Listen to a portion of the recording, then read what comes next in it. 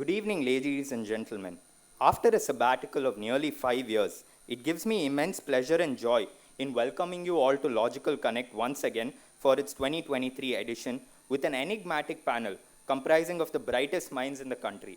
I am Aryan Atreya, a final year law student at School of Law Sastra University, and it is my pleasure to take you through today's panel discussion on the Uniform Civil Code.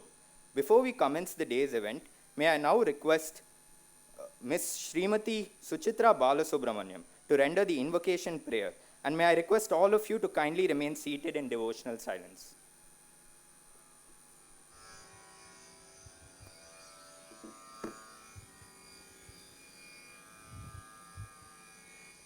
मैत्रीं भजत अखिलहृजेत्रीं मैत्रीं भजत अखिलहृजेत्रीं मैत्रीं भजत अखिलहृजेत्रीम्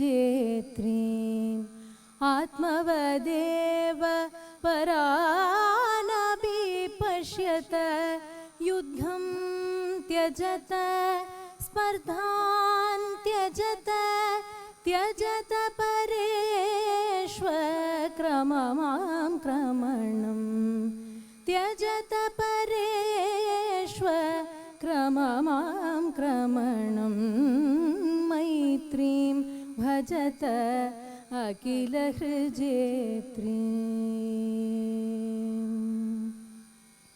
जननी पृथिवी कामदुगास्ते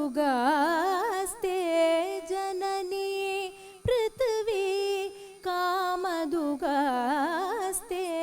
जनको देवः सकलदयाळु जनको देवः सकलदयाळु धाम्यत दत्त दयत्वं जनत धाम्यत दत्त दयत्वं जनत श्रेयो भूयात् सकलजनानां श्रेयो भूयात् सकलजनानां श्रेयो भूयात् सकलजनानां श्रेयो भूयात् सकलजनानाम्.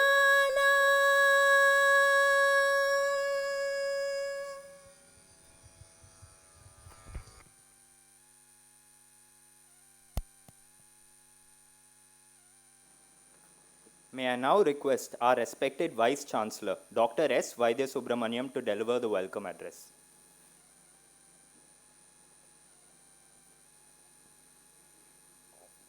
Distinguished speakers for this evening's Logical Connect, eminent jurists from the bench and the bar, the public intelligentsia of Chennai, ladies and gentlemen, friends from the print and the electronic media. A very good evening to all of you, and I'm extremely happy to welcome all of you on behalf of the School of Law at Sastra Deemed University and on my personal behalf for this 6th edition of Logical Connect. And for a variety of reasons, I'm extremely happy, beginning with the fact that many of the regular members of the audience that I see today will recall that this is the 6th in continuum of the Logical Connect that we first started in Chennai in 2014. And that was the first time in the history of Chennai that saw together the coming together of over 300 years of accumulated judicial wisdom packed in one single stage, when eminent jurists, legends of the bar, Shri Parasaran, Shri Soli Sorabji, Shri Ram Jetmalani, Mr. Anil Diwan, and Mr. Gurumurthy, all 5 got together to discuss on that time the most popular topic, the NJAC bill as it was proposed to be introduced at that point of time. The second reason that I'm happy is that every time we choose a topic for the Logical Connect, in one way or the other, it gets to find a solution by itself as the years move forward. And the NJAC found a solution of a different type. Then we had a logical connect on the black money issue, which came in the form of a PMLA law addressing some critical issues of that. We had a logical connect on constitutionalism, which is also shaping the contours of an evolving constitutional jurisprudence. And in the 2015 logical connect, which Mr. Manish Tiwari himself will very fondly recall as one of the speakers during that time, it was on the Uniform Civil Code. And the fifth logical connect was a special logical connect, and that was the video that you all saw before, celebrating the 90th birthday of the legend of the bar, Sri K. Parasuran. So, continuing the tradition of having logical connect, I'm extremely happy that the sixth logical connect, and more importantly, the first logical connect in our Chennai campus in Sastra is happening today. The other reason that I'm particularly happy is that we have not compromised on choosing some of the best minds to come and address topics of such critical importance that is very important for the nation building. And continuing the same tradition, we have amidst us very distinguished speakers, highly respected minds that will share their expertise on a topic that is as tempestuous as this. In fact, when the organizers, we were discussing on the topic for Logical Connect, we finally decided that we will, making an exception, have the Uniform Civil Code as a topic and repeat the 2015 Logical Connect topic for this year's Logical Connect as well, because a tempestuous topic of this type requires a debate, and only then we will know what is lying on either sides of the voices. And that's one of the reasons we decided to choose again the Uniform Civil Code as a topic for this Logical Connect. And may I please request all of you to put your hands together and welcome this distinguished gathering for this evening's Logical Connect. I am not going to trespass into any of the judicial territories because I am dwarfed in the immediate presence of some of the best minds here, nor am I going to let go the tradition of laying down a background for a panel discussion of this type. So let me, with all humility, just tell you that this topic is so important for a variety of reasons. Because one school of thought will have a very strong argument questioning the necessity of the Uniform Civil Code, that it is an unenforceable proposition because that it is from the directive principles.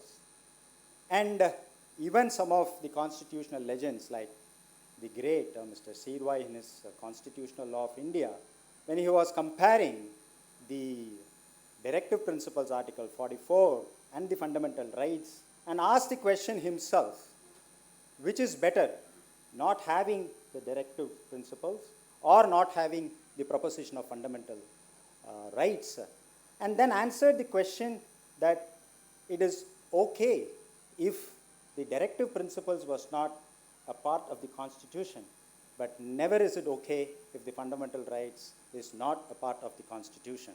So there is one school of thought that also will talk on the unenforceability. And I read Mr. Manish Tiwari's 2014 article also, where he ends the article saying that, dead letters better fade away. So that is one school of thought. So a debate of this type also needs to hear the other school of thought that will question and says that this Uniform Civil Code might interfere in the rights of certain sections of the society. And the other school of thought will say it is only under those circumstances, it is only in a country that is irreligious that a Uniform Civil Code is more necessary. There is no point in having a Uniform Civil Code in declared theocratic nations. So it is in that context that UCC becomes necessary, could be an alternate view of a different section of the voices. They will also have this feeling that this view will also echo one of the seminal talks, the former Chief Justice, a scholar jurist, Justice Gajendra Khatkar, when he delivered the second Jawaharlal Nehru Memorial Lecture in the Institute of Parliamentary Studies in 1972, when he talked about constitutional nationalism on this issue. So friends, we will have different views. The other view, as I was saying, will definitely say that UCC will protect the cultural autonomy despite the religious diversity of the nation. And we are all fortunate today to hear these multiple views from scholars themselves, because if history has to record that an event of this type happened in Chennai, undoubtedly on this topic it will recall 3 events. The first of which, 2009, again, the legend in the bar, senior advocate Shri K.K. Venugopal, organized the M.K. Nambiar Memorial Lecture in 2009 in Chennai, where some of the best legal minds from Israel came and spoke. Professor Shimon Shettard, who's written a book on this and has been published, and many of you would have read that book, would know what actually are the nuances of the Uniform Civil Code in India. Along with him was also Professor Hirmon Chodosh. Both of them teach now law, one at the University of Hebrew in Jerusalem and the other at the Case Western Reserve University in the USA. So 2009 saw those Israeli scholars of law coming and address this issue. And in 2015, our own Sastra University conducted an event of this type. And I'm extremely happy that history will record that the third event on the Uniform Civil Code in Chennai is once again organized by the School of Law at Shastra Deemed University. And I'm extremely happy to welcome all of you. Thank you very much.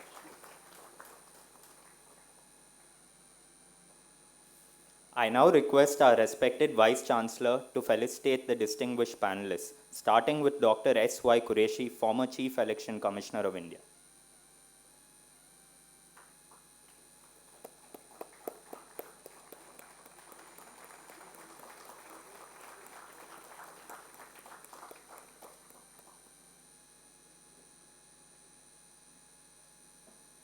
Honorable Justice K. Kannan, former Judge of the Punjab and Haryana High Court.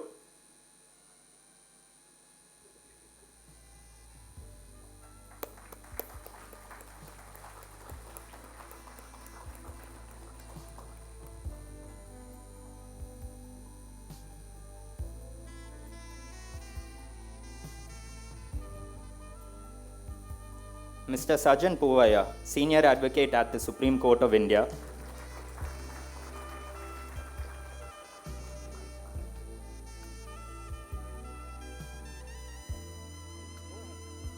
Mr. Manish Tiwari.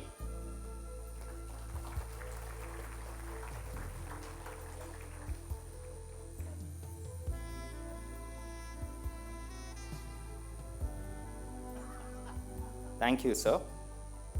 Responding to an objection raised at the Constituent Assembly on 23rd November 1948 against the idea of implementing a uniform civil code, the late K.M. Munshi had remarked, "Look at the disadvantages that you will perpetuate if there is no civil code. Take, for instance, Hindus. We have the law of Mayuka applying in some parts of India. We have Mitakshara and others, and we have the Dayabaga law in Bengal. In this way, even the Hindus themselves have separate laws, and most of our provinces and states have started making separate Hindu law for themselves. Are we going to permit this piecemeal legislation on the ground that it affects the personal law of the country? It is therefore not merely a question for minorities, but also affects the majority. The law, as I see it, is a peculiar instrument of social change.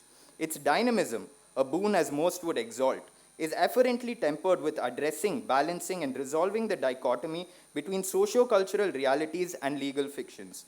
When does the state have the right to act on a directive principle of state policy that walks a tightrope on the fundamental rights of its citizens?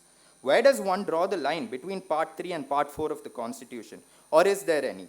Does India's diversity envision a uniform civil code for all religions or a uniform civil code for each religion? With these questions in mind, may I now invite Revered Justice K. Kannan, former Judge of the Punjab and Haryana High Court, renowned mediator and chairman of the Railway Claims Tribunal and moderator of today's panel discussion on the Uniform Civil Code, to set the ball rolling for today's panel discussion.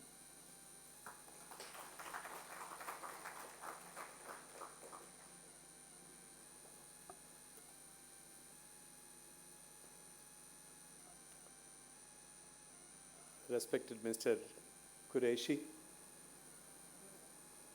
Mr.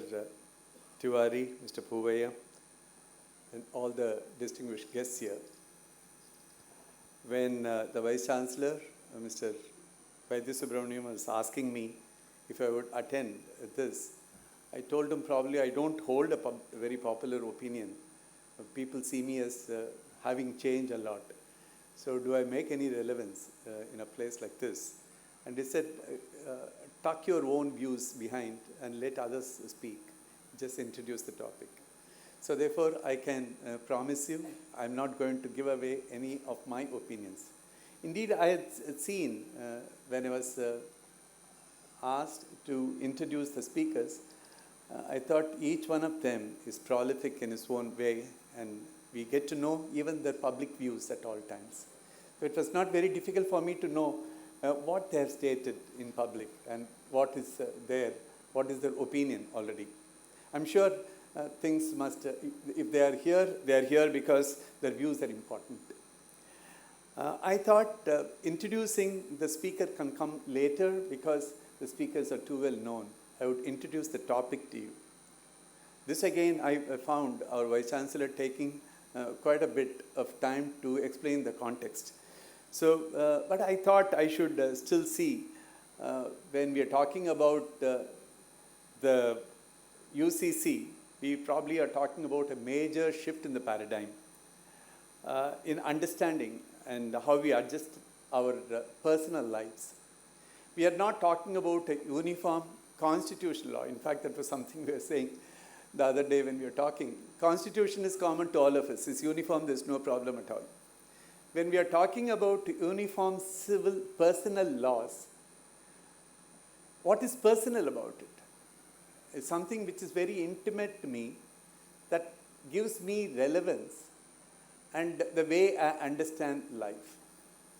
So, in fact, when we are talking about personal laws, we talk about the laws that affect right from the time we are born to the marriage that we may enter into, to a child that is born, to the guardianship of how I hold out, and how I'm supposed to care and take care of the family and provide maintenance, and how I transmit my own right to the property to others. In some sense, you will notice that when we talk about personal laws, it affects persons in their intimate connection to their identity of what they have through the religious beliefs. Why do I say that? In fact, if you want to veer around to accept all secular practices as opposed to religious practices, you must remember that secularism is not a term that you can beat a minority with. It's a constitutional norm. It applies to all communities. Today, we are not talking a law because that is the only way we can cement all the differences and then make us secure a national identity. We talk about for good reasons, because special privileges to minorities ought to be also well understood as a constitutional norm. Why we speak about minority protection is too obvious. We don't talk about majority protection. For anyone understands who would require to be protected, what views require to be protected in a majority-driven polity. So we'll be going to talk about today of how we see and how it obtains relevance to us in finding a need, or is it the only way that we can bring a national identity? I would want you to examine these things, where we are right now. I promised you already that I'm not going to give away my own views on this. But I will say, if marriage laws, for instance, apart from the ceremonies which grossly differ from the way which is performed in churches or gurdwaras or mosques or in kalyana mandaps or temples, everything, how it is done, they differ. If you're talking about cousin marriages, you will again notice cousin marriage of what is within prohibited degree in Hindu Marriage Act is subject to exceptions, and therefore you find a cousin through the through certain relationships. If it's if your paternal uncle's son or daughter cannot be married, it's not accepted in custom. Whereas for Muslims, it's an accepted custom. In south of India, particularly Kerala and Tamil Nadu, marriage with uncles is permitted. In fact, Thai Maman is a manner of even understanding. Murai Maman, Thai Maman is a manner of understanding how marriages take place. But up north in India, if you're even talking about it, it will be incest. That is simply not acceptable. That is within the community of Hindus themselves. There are how much the court interference is necessary for dissolution of marriage is also something. While we cannot think of a dissolution of a marriage otherwise than through a court decree, Muslim law makes possible a dissolution even without reference to court. We have undergone some changes there as to how triple talaq could be effected or not is another thing. But then it does not require any interference from court, that we know. Christian bond of marriage is such a solemn vow before the altar of Mary or Jesus, and it could only by an order of a larger constitution of a court that a dissolution is even possible. So you will find in matters of religion, when we are talking about marriages, they're not different merely in ceremonies of what we go through, about how a child is, after it is born, and or if the marriage must take place, how it is to be, if it should be dissolved, how it can be dissolved, also change in a variety of ways. Immediately connected with the marriage is also the matrimonial settlements. In fact, there was an attempt sometime back in 2010 to introduce a bill where they said if there was a marriage to be dissolved, how the matrimonial settlements must take place, how much of provision must be given to a spouse. Do we pool all the resources and divide them? This was something which was suggested, but it never saw the day. And we all know in Muslim law, when an attempt was made by the parliament to write a law which was found to be generating a lot of controversy in a judgment in Shahraban, that legislation was reinterpreted in Latifi in a way which made irrelevant that maintenance could be given only during the period of iddah. It was possible the whole of the maintenance for the rest of the life is possible during that period itself, is how the Supreme Court later interpreted it. And then you have the section, the guardianship is, when we talked about guardianship again, the law differs in a big way. How the Hindu Minority and Guardianship Act, which provided for guardianship in particular manner, which provided for the father to be the natural guardian at the age of 6 and 7. And it came through judicial interpretation later in Gita Hariharan that mother will have an eminent right to custody. Therefore, bringing a sure dichotomy between custody, which could exist independently of a right of guardianship as a natural guardian to the father. Muslim law recognized the right of custody and being a guardian to a mother up to the age of puberty for a girl child, which was very different here. We know what kind of differences exist. For instance, amongst Christians, there is nothing personal about that. It comes through the Guardian and Wards Act. The overarching consideration is what works for the welfare of the child. That's all it sees.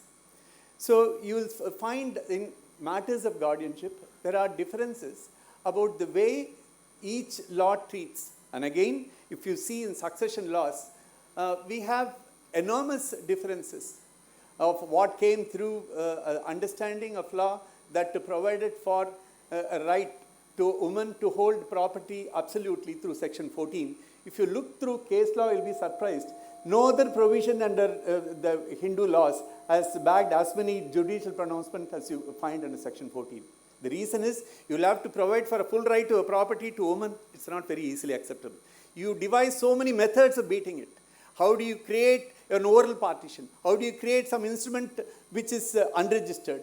You do everything. Already handed over something. Some jewels given to her. She has walked away from the property, from the family. She has disclaimed any right in the property. So you find any number of decisions which fail to recognize what the law recognizes, because our own understanding to how a woman must be treated in the family is very much different from what it is, what the law looks at, how the law looks at.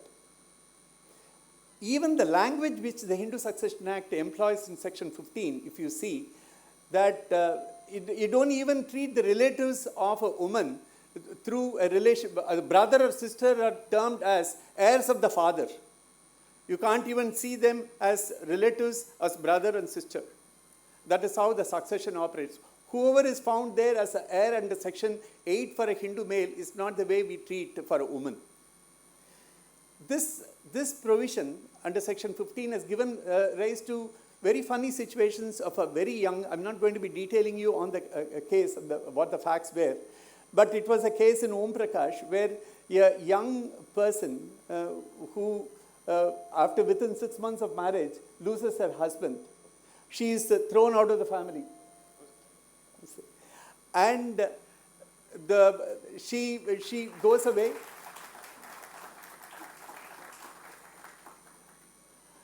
And what happens is, when she dies early at 52 years, and she leaves behind some estate of some 2 crores, when the claim is made by the parents of that lady as heirs, the parents-in-laws take a claim and say, under law, it is only the heirs of her husband who take precedence over her own parents. Unjust laws exist in Hindu Succession Act. If you are looking for the manner of succession in Muslim law, you will find Muslim law recognize the right of full right to a woman much before our law came. Right from the time of Quran, they had absolute right to a property. They provide father and son, father and mother take equal shares. They are relegated to a smaller share than other persons. I'm referring to some changes in these laws only because these changes are understood and affect their lives personally in the way they carry their lives. Now, if you are going to be thinking of a change and bring about uniformity, how much of it will you be able to accommodate, and how will you change your understanding to the way you live becomes very important. And today, therefore, it's a very sensitive subject of what we are going to be talking about, and we have with us Mr. Qureshi, the Chief Election Commissioner, former Chief Election Commissioner.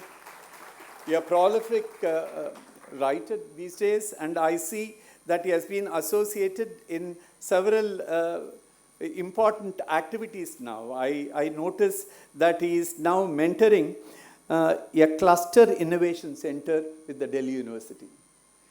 He is also the author of Making of Indian Elections, City of Old Delhi, Population Myth. This, I'm sure, is going to be exciting for many people who believe that law that makes possible multiple marriages and how the demography changes is probably calling it a myth. It's important to know your views and to register that in the amongst the persons here. And I'm sure it will be exceedingly relevant and interesting.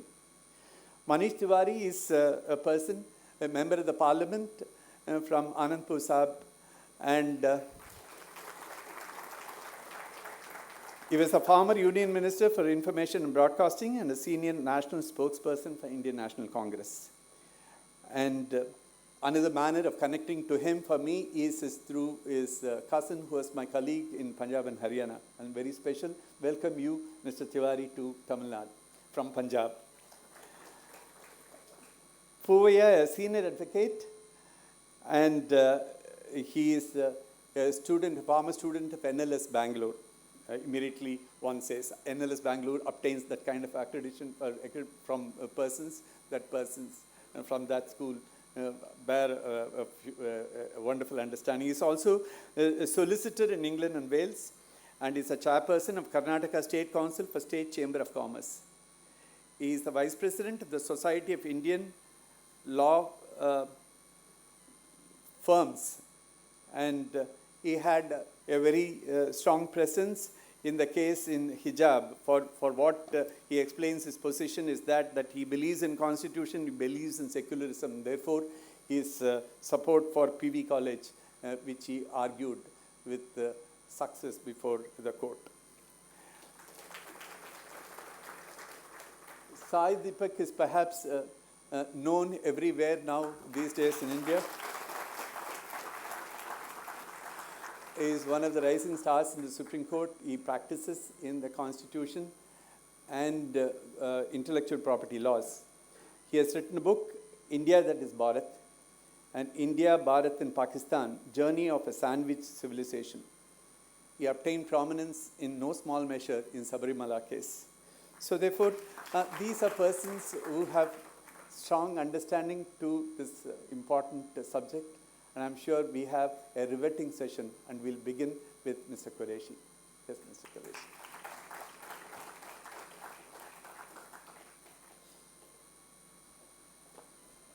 So before we begin, I request our respected Vice Chancellor to felicitate Mr. J. Sai Deepak.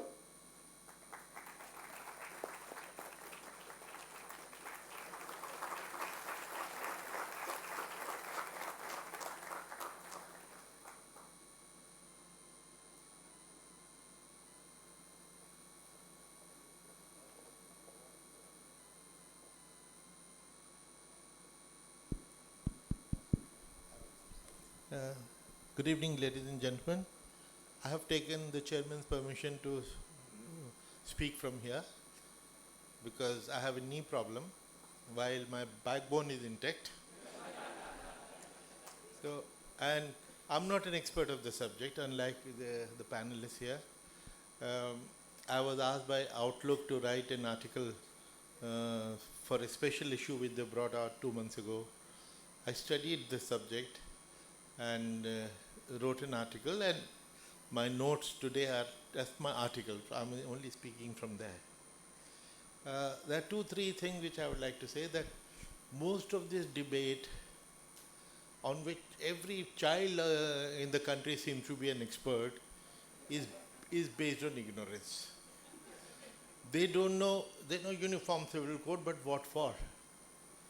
And if you press them, the only answer they have is 4 wives. These Muslims have 4 wives, why don't we? In other words, if the law says that everyone will have 4 wives, then they will all be happy.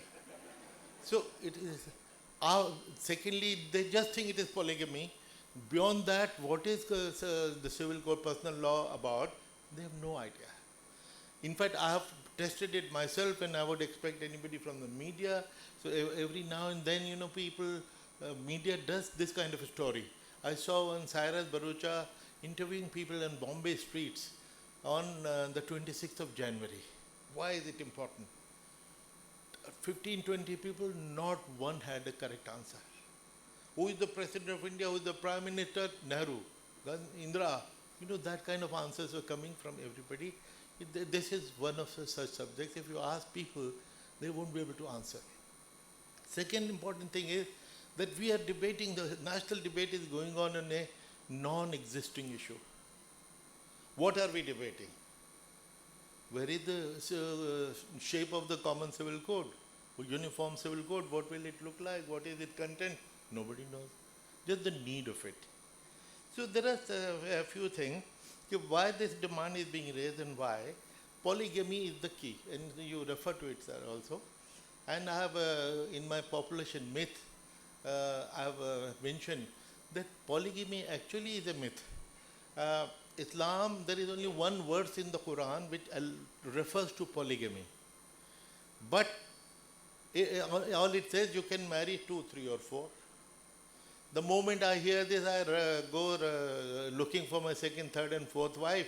But the complete verse of the Quran is, provided you can marry, provided you can treat them equally, which is a very difficult thing to do. This is the Quran. The Quran itself is saying which is a difficult thing to do. So now many ulama, many Maulvis, they accept that polygamy is a permission, not an injunction, a permission with a condition. But I'm very shocked to know when I studied there for my book that there is another condition. which I have not heard any cleric talk about. This verse of the Quran is in the context of the orphans and the widows. Quran is saying, Allah is saying, treat the orphans and widows equally, equitably. You be just to them, be fair to them, do not misappropriate their property, do not replace their good things with your bad things, and ideally you should marry 2, 3 or 4 from among them. From among them is the language. That means the first condition is marrying a widow. But pick up Hindustan Times and everyone wants a virgin. Nobody wants to marry a widow. And why widow? The emphasis was in the tribal days, there used to be so much of tribal warfare. The men used to get killed. There were so many women. And orphans and children, so basically it was a rehabilitation measure for them. But no Muslim cleric has talked about it. To me, that is a basic condition because that is the context of the ayat. From among them, marry 2, 3 or 4, but treat them equally. Now what does this mean, treat them equally? I bring, out of sympathy, I bring a woman as my second wife, send her to the kitchen to wash utensils. That's not the intention of this ayat of the Quran. The other one, the first wife is the queen and this one is a maid. That is not what is intended, very clear from the Quran. And ever since I've written this book 2 years ago, no Maulvi Mullah has contradicted me on this. So, which means they see some logic in what I've said. Just give me a moment, this keeps disappearing and I'll bring in display, auto lock 2 minutes, now auto lock never. Okay. Yes. Yeah. So now what did I find when I was writing the book? That polygamy in India, there was only one study so far in 1975, a committee on the status of women in India. And they found all communities to have polygamy. And the maximum polygamy was among the tribals, 15.24. Then the Buddhists, then the Jains, then the Hindus, 5.8, then least Muslim, 5.7. Now, this is something which people don't know. I'm a Muslim and I'm not polygamous.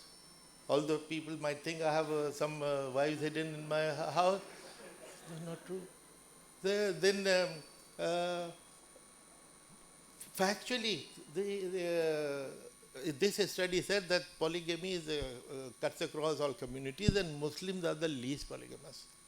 But Muslims, because they think it is their right given by religion, are willing to die for this right, which they don't even practice.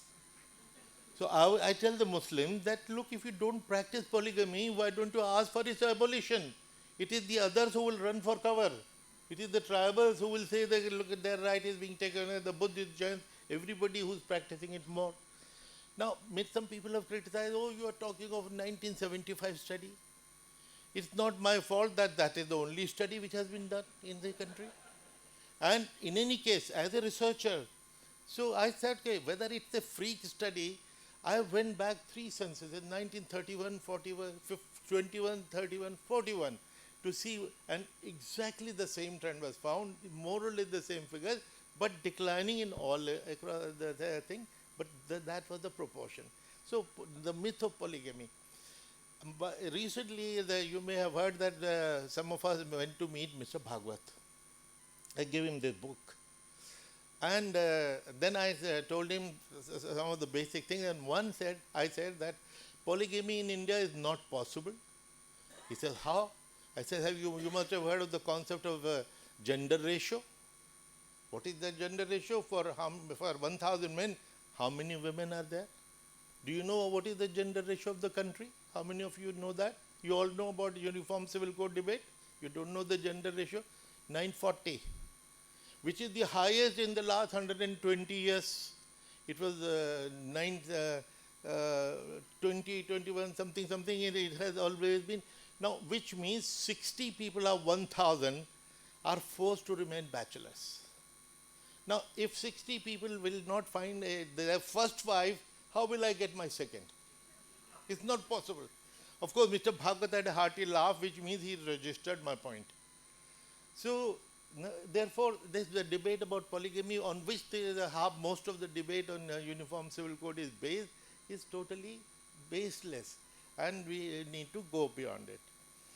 Now, the concern which people talk about the Muslims, poor Muslim women, the triple talaq, इनके कर देते हैं, ये कर देते हैं, वो कर देते हैं.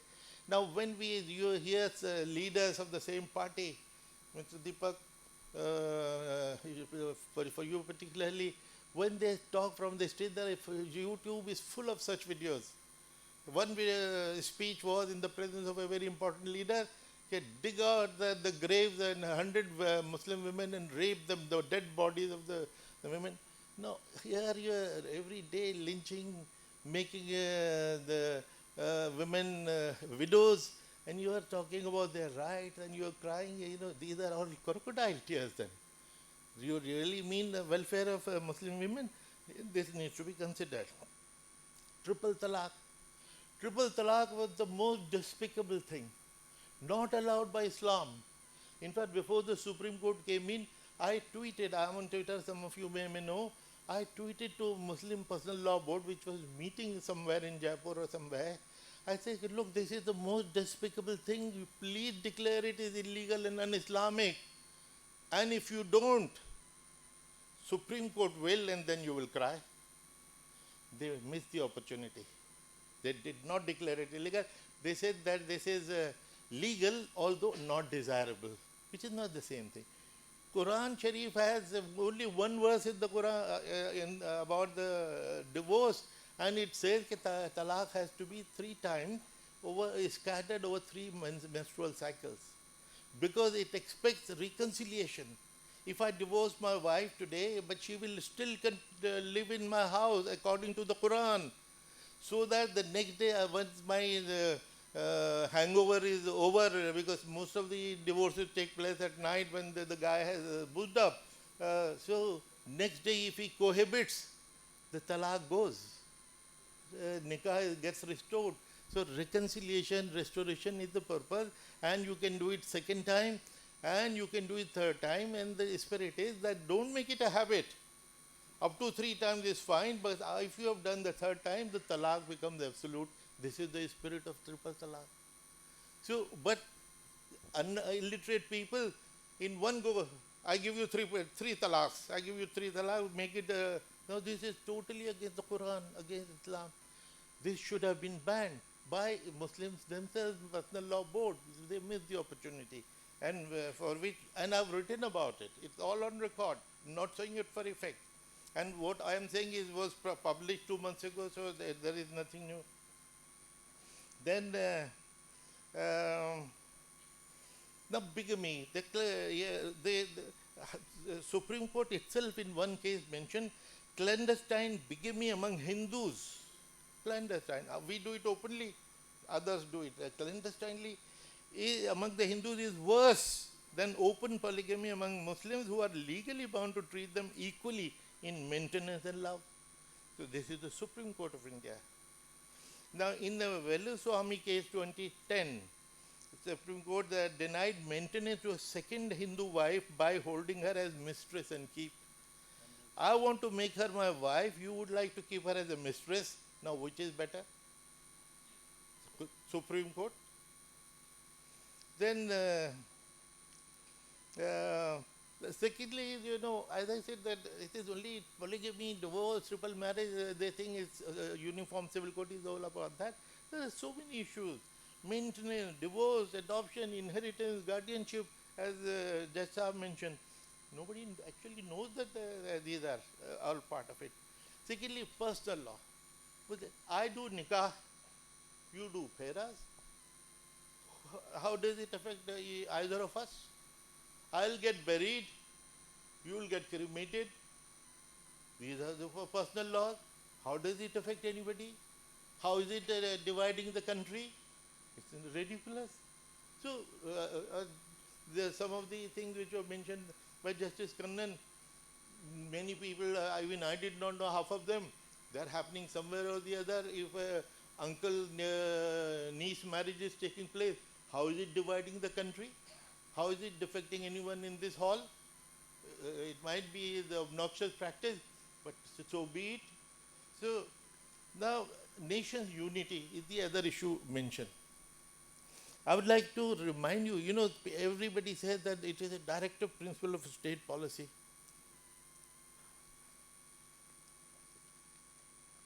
Article 44. How many people have read that article? Maybe I'll read it out to you, the exact word, because they are important. It's only one sentence.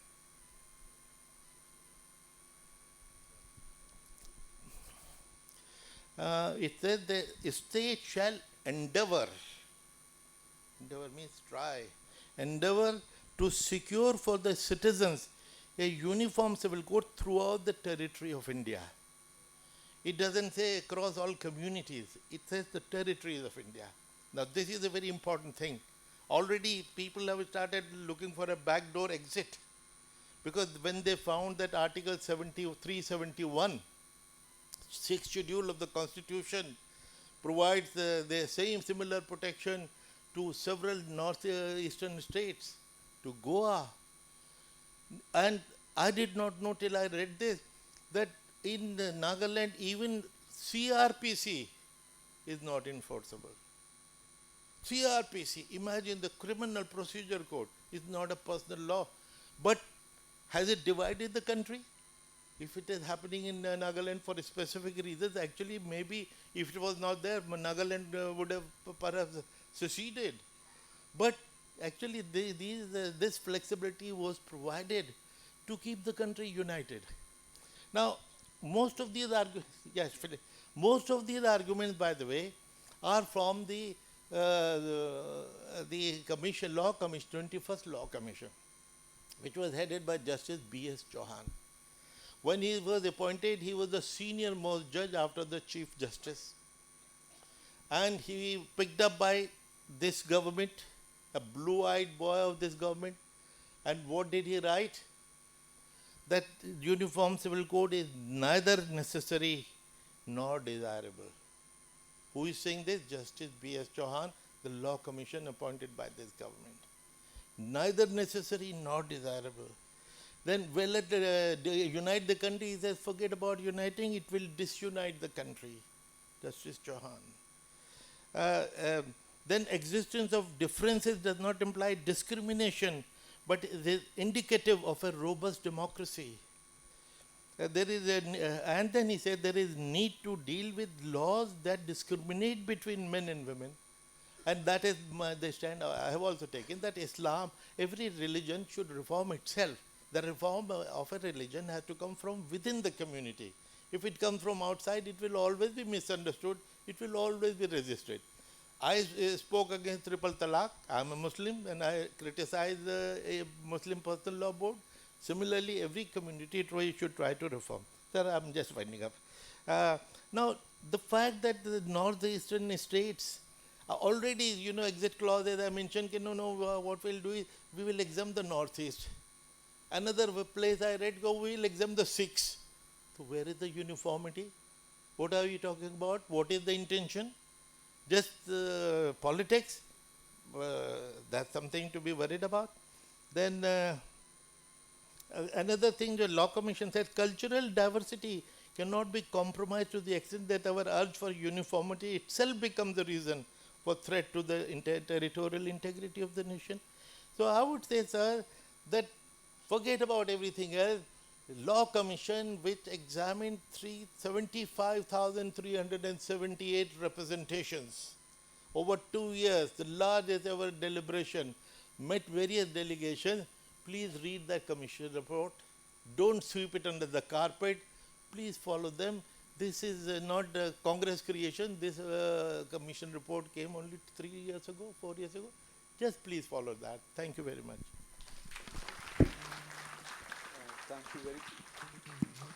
Thank you very much, Mr. Qureshi.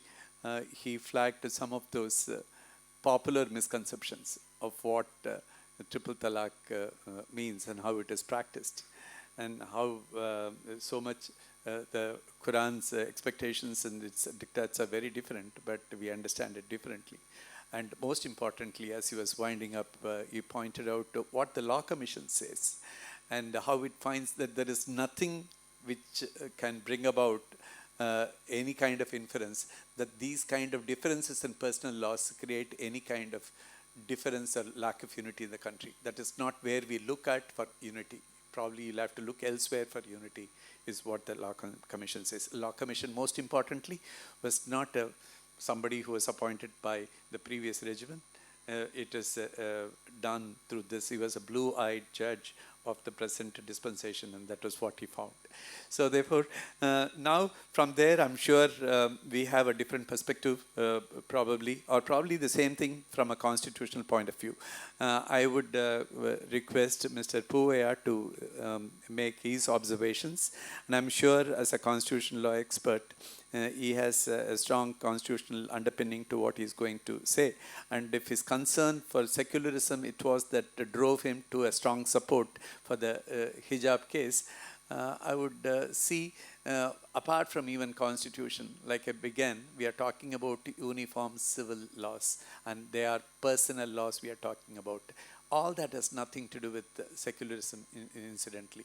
So, without being so much obsessed about the concept of secularism, there is something beyond of how we will look. I'm sure we'll be hearing through Mr. Puvaya that point of view.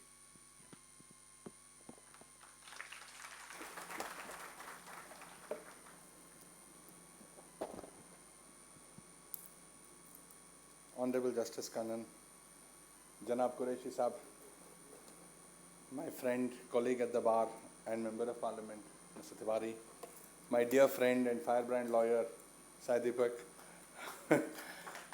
Honorable Judges of the High Court, my dear friend, the Additional Solicitor General of India, and senior advocates, friends, ladies, gentlemen. I wish I went last in this conversation because I'd had the benefit of what others would say, and particularly what I think Mr. Tiwari and my friend Sai Deepak would say. But unfortunately, people want to be, of course, first. I wanted to be last today. I have not given that status, but I'll make do with what I can. I stand before you from a very unique perspective because unfortunately the debate about Uniform Civil Code has been unfortunately brought to the level of a discourse between Hindus and Muslims, majority and minority, whether you should or you should not have it. Is the majority imposing itself on the minority? Is the minority entitled to a artificial island of freedom in this country where they can do something beyond what the majority wants? I think that entire debate is misconceived. I stand here not as the majority. I am a Kodava by birth. I don't know whether most of you know that Kodavas are not Hindus by birth. We are Hinduized by virtue of what we accept to be the deity for us. We are Ganesh believers, we are Kaveri believers. Our Kuldevi is Kaveri because we are nature worshippers. We came into this country at the time of Alexander being the pagans of the Middle East, which finds its root in Islam today. In the pre-Islamized Middle East is when my ancestors lived there, and there were therefore tribes who actually, we were mercenary soldiers. We fought for the king who actually paid us money without region, religion, nationality, nothing. Simply fight for somebody who gives you money.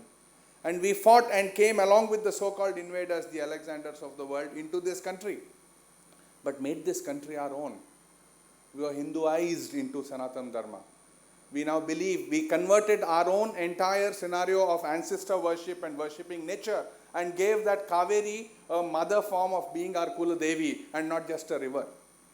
Now therefore I don't stand here as majority Hindu to impose on the so-called minority Muslim on what the uniformity should be. Not at all. I stand here myself as a minority. I stand here from a minority but argue and passionately vote for Uniform Civil Code, not because it is a religious symbol, not because it is a religious ethos, not because the majority should have it on the minority, but I fight for it passionately because it predicates itself on number one, equality. It predicates itself on number two, more importantly, dignity and dignity of the individual. And when it comes to dignity of the individual, ladies and gentlemen, most importantly, dignity of the woman. It's dignity of the girl child which Uniform Civil Code brings to the fore. And I do not understand why we should convert that dignity of the woman debate to majority-minority. Why do we do that? We do that because people within the majority syndrome also do not want to give dignity to that girl child. and therefore find methodologies by which the debate becomes a little more sharper if I can bring a minority angle into it. And therefore, Janab Qureshi Saab, I would beg to disagree with you, saying that there is a scenario of the majority imposition on the minority. I would beg to disagree with you that polygamy is not the issue or polygamy is the issue. In fact, it is not even the subject matter of the debate. It's not because a Hindu gentleman can have 4 wives or not, that a Hindu or a Muslim gentleman will have 4 wives or not. Absolutely not. Bigamy is not even the issue in a uniform civil code situation. The issue is, how do we bring in an egalitarian set of regulatory system in this country where every individual will have his or her own dignity protected and predicate his or her own life on that pedestal of dignity. How do we give the girl child in this country, which the Mother India's 2 hands, one is male and one is female. We have 50% women in this country, maybe a little less, little more, give or take. How do we make sure that our women get equal treatment irrespective of religion? The only way we can do that is to have uniform civil code. And I'll say why. I am simply coming from the perspective of a constitution. If constitution has told us that yes, India that is Bharat, thankfully your book is so, India that is Bharat shall be a union of states, and it says that I give to every individual, we ourselves have given up to individual, the scenario, the collective scenario of fraternity, and that fraternity is actually predicated on dignity, and that's what the preamble of the constitution says. But along with fraternity and dignity, it is also linked to unity of the country. And therefore, if we have to live in this country, in terms of a constitutional scenario of one country, there has to be a scenario where there is uniformity of the treatment of the laws when it comes to aspects outside the domain of my faith. And that brings me to Article 25, which is freedom to practice, profess, and propagate religion. Let's be very clear. 25 gives the right not just to practice your own religion. You can profess your religion, you can propagate your religion. Go ahead and propagate it, do what you want. Make sure that more people accept your religion. Whoever is lucky will have more. But that compared to a scenario of fraternity and Article 44, let's not just brush away 44 saying, oh, it's a directive principle of state policy, it cannot be enforced. Nobody is looking at filing a writ petition in a court and asking one of our honorable judges saying, please issue a writ of mandamus saying we should have a uniform civil code. Unfortunately, despite from 1985, the Supreme Court repeatedly 17 times indicating to the government, and not just the government of the day, multiple governments even previously, right, left, center, coalition, all of them, all politicians have the same hue. Unfortunately, none of the governments have worked on repeated nudges by the Supreme Court, and the latest being by, I think, Justice Pratibha Singh in the Delhi High Court in 2022, saying that please, for heaven's sake, how many times should the parliament be requested, government be told that we need to have a uniform civil code? Now, why did that come in? Please look at the arguments against it. Every time a uniform civil code argument comes in, the first argument, and I'm glad Janab Qureshi Saab brought it up. Oh, how many of you have seen the draft of the uniform civil code? What are you debating? I'm sorry, that's a wrong question. We are here today to debate and develop a discourse, and a discourse which is amongst intelligent people, amongst adults. The discourse is to say what should be in the uniform civil code. Not to have a debate once the uniform civil code is drafted on saying, oh, how do I defend it? So please appreciate the fact that the intelligentsia in India is coming forward to debate it even before the draft is ready, which means the egalitarian spectrum of what should be and should not be in the uniform civil code is the most important thing. And the counter to it is, no, why should we? It's not even necessary. I ask all those people who say uniform civil code is not necessary, have you read the draft? Do you know what is there in it? How do you say it is unnecessary when you have not even read it? Second, people say that, all right, religion is a matter of faith. Faith is actually intrinsic to the individual. The Constitution of India is not built on collective group rights. It is built on individual rights. And therefore, please give that freedom to the individual. Religion is his domain. And Justice Kannan brought that out, saying that where is secularism coming in when it comes to personal laws? There is a fine difference in it. And let me peel that onion. No doubt our constitution actually is predicated on individual rights. Although we may believe that as India we are one, in diversity there is unity, and collectively 5 fingers are better than, as a hand is better than the collective of 5 fingers, the hand is actually more powerful. All that is fine in terms of philosophy. The constitution is rightly, yes, it is based on individual rights. But when it comes to Article 25 in terms of right, the freedom to practice, profess and propagate religion, that is in the domain of faith of a person. So therefore, please go ahead, be a Hindu, be a Christian, be a Sikh, be a Jaina, be a Kodava, don't be whatever, be an atheist. You're free to. That's the domain of faith. But when your manifestations of that faith take color in terms of your activities to another individual, towards another human being, towards another animal, Constitution comes into play.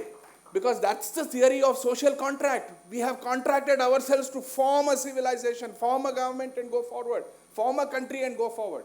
So therefore, you may be whatever religion, therefore the manifestation of that belief within yourself is a domain of faith, and Article 25 gives you complete freedom. Go ahead. But the minute that manifestation touches upon another person, it is the secular activity of that individual which comes into play. So you can't say that the secular activity of a Hindu is different from a secular activity of a Muslim or a Christian. That is anathema. That sentence itself will not make sense. Now, why do I say it's secular activity? The treatment that I give to my daughter is not a religious activity. The treatment I give to my wife is not a religious activity. The treatment, unfortunately or fortunately, a Muslim man gives to his second wife is not a religious activity in this country.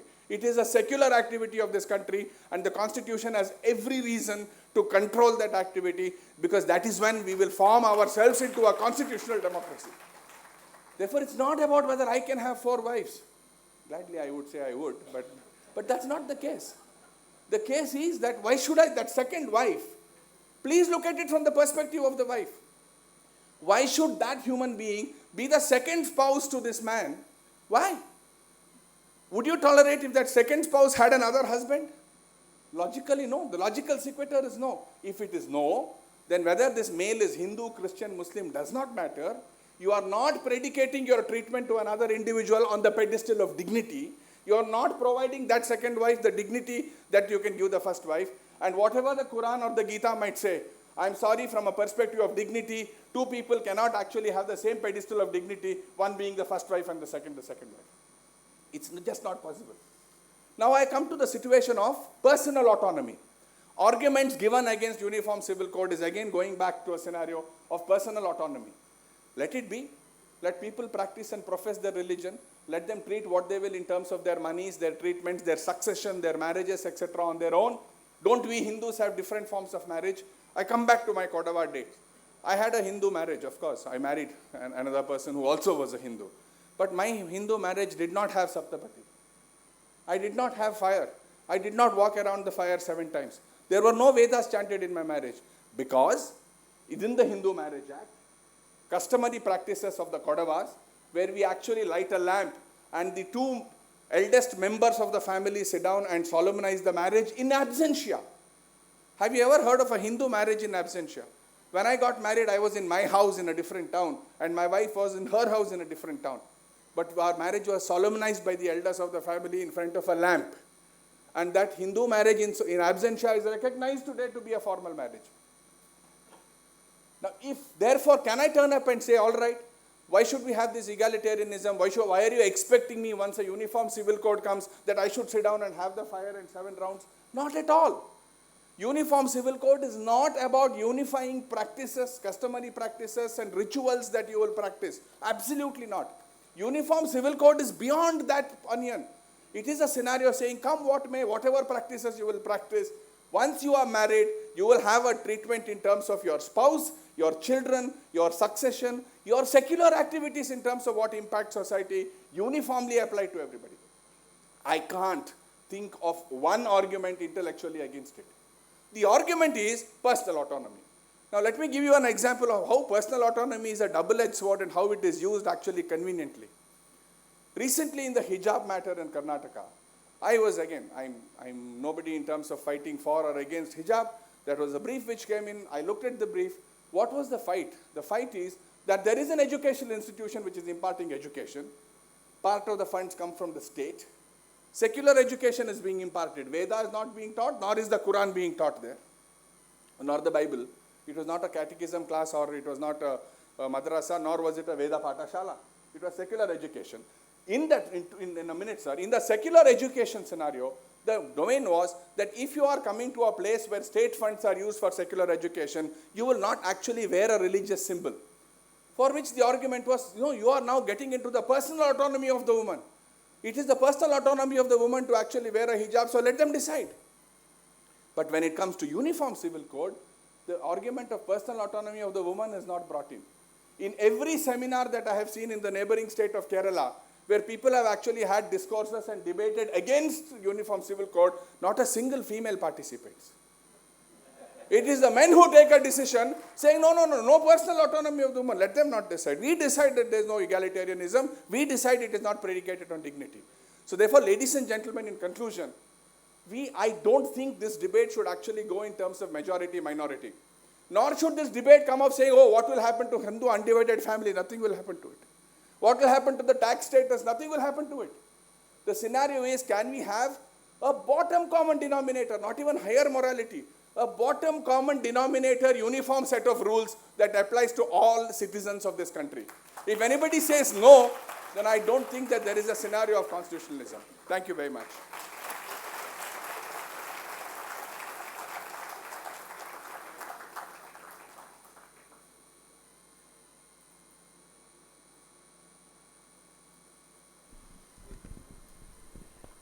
It's also here. Yeah, thank you. After such a powerful exposition, if I were ever to attempt to paraphrase what you said, it would be meaningless. I think you were as lucid as it was possible. And what I understood, however, the most important thing, there needs to be a common denominator of applicability of laws which no one can oppose. And you are placing the whole argument on dignity of members in the family, particularly of women. If there is any system of administration of laws or practices which will denigrate the dignity, then we have no business to do that. And you are resting, therefore, on the high constitutional principles of secularism of those practices where it will secure an individual the dignity.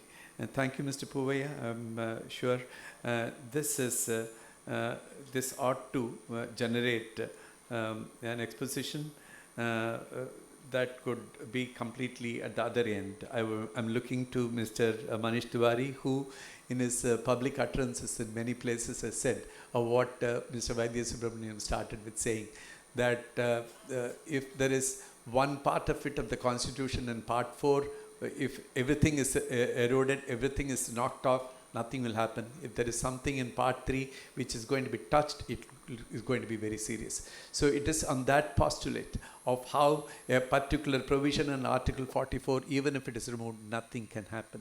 And if it is going to excite any form of interference in a particular belief system which the personal laws are rested on, it will mean disaster. That was the stated position of Mr. Tiwari. I'm sure he'll find stronger expressions to come with what he's going to say. Tiwari.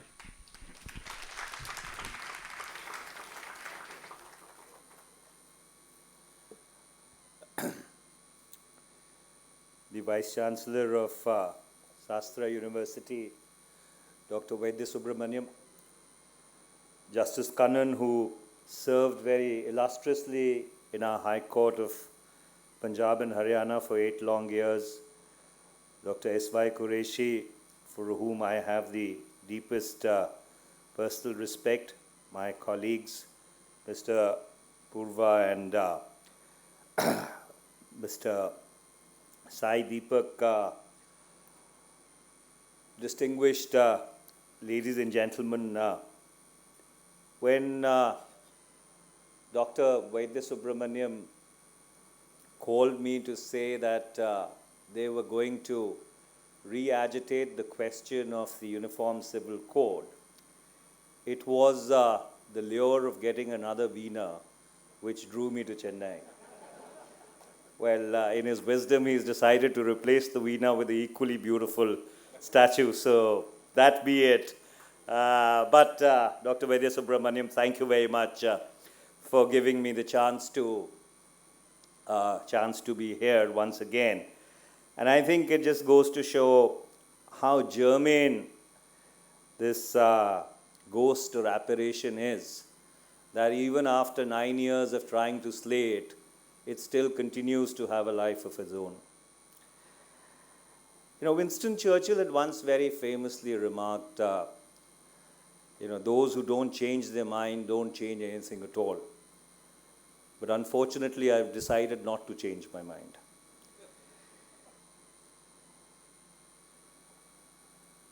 You know, out of a religious partition of India, they were born three separate things: an Islamic Pakistan and two conflicting visions of India. A vision that believed that notwithstanding a religious partition, India should be a pluralistic, inclusive, democratic nation where it should become the umbrella where everybody, irrespective of their caste, color, creed, region, religion, will have equality of opportunity, and there would be egalitarianism, a level playing field, and an equal opportunity for everyone to be able to maximize themselves. Then there was another vision. And that vision was that if we had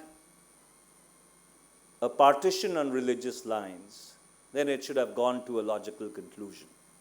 In other words, if there was an Islamic Pakistan, there should have been a Hindu India.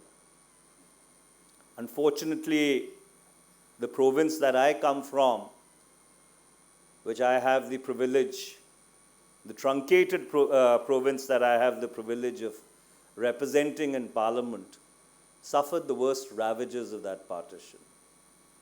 2 million dead, 20 million rendered homeless in a span of 2 months between the July and the September of 1947.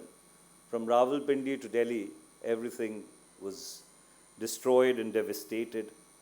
People who knew something called home and hearth for centuries became rootless refugees in just a matter of time.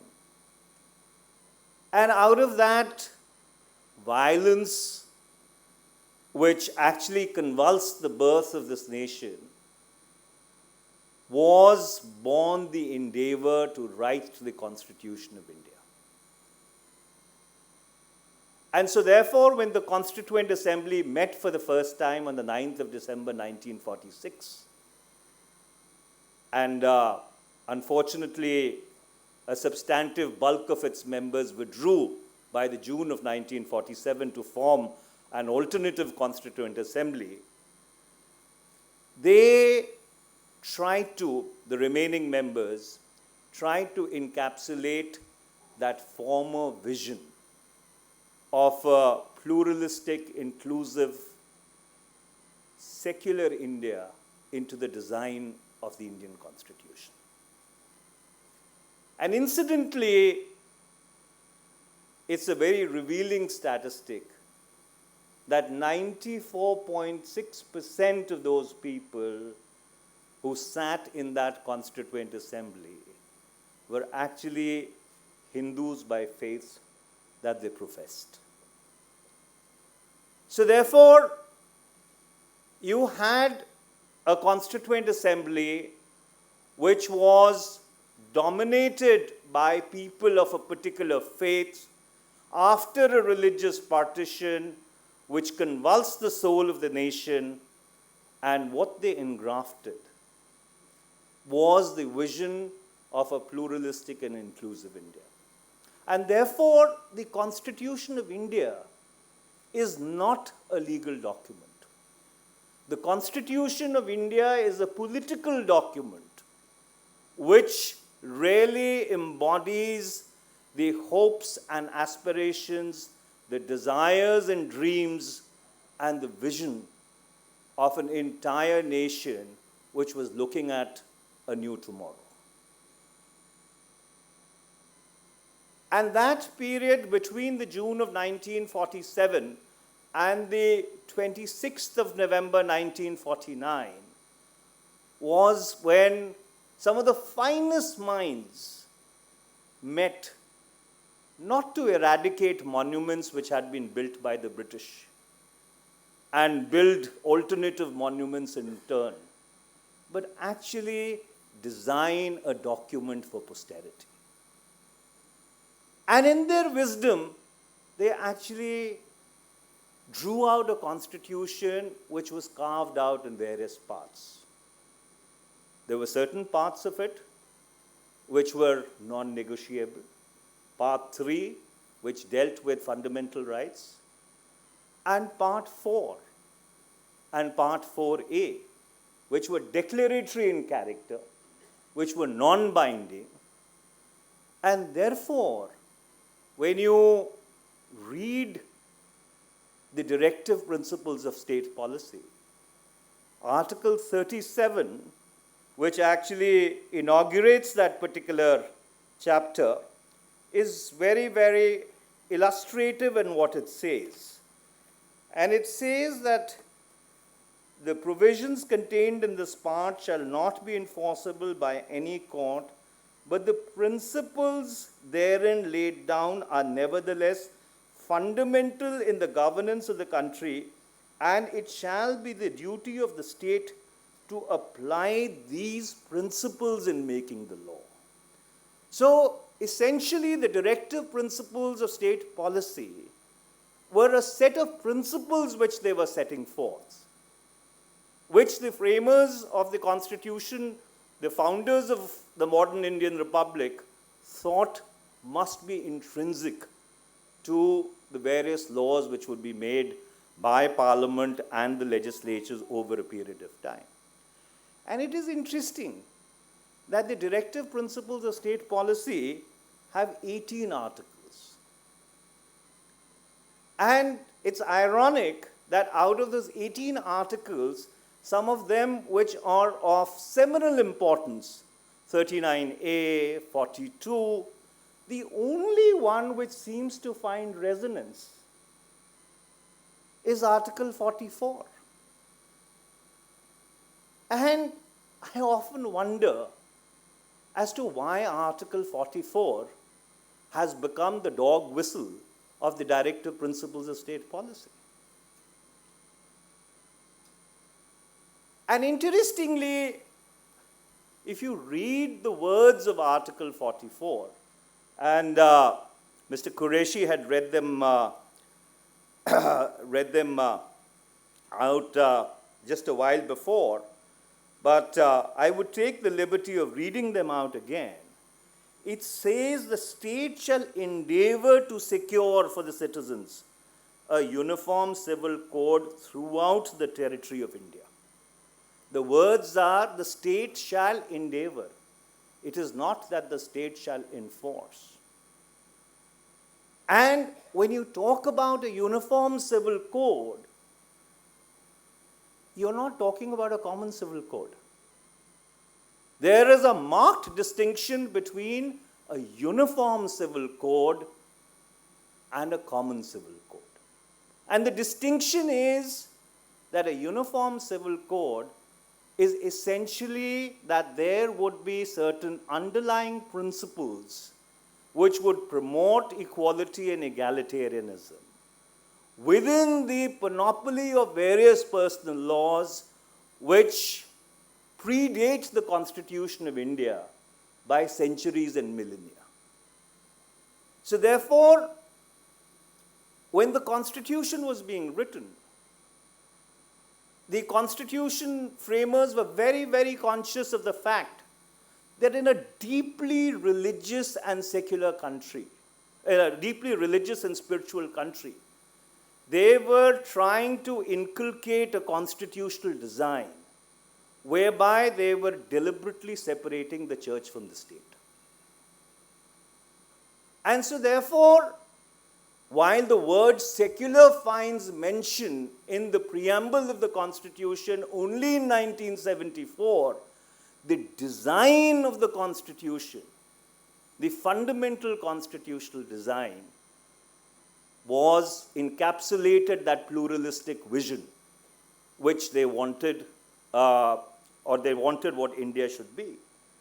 And that's why when you read Dr. Ambedkar, when he defended Article 44, even Dr. Ambedkar in his defense was extremely conscious of the fact that he was not seeking to enforce a uniform civil code.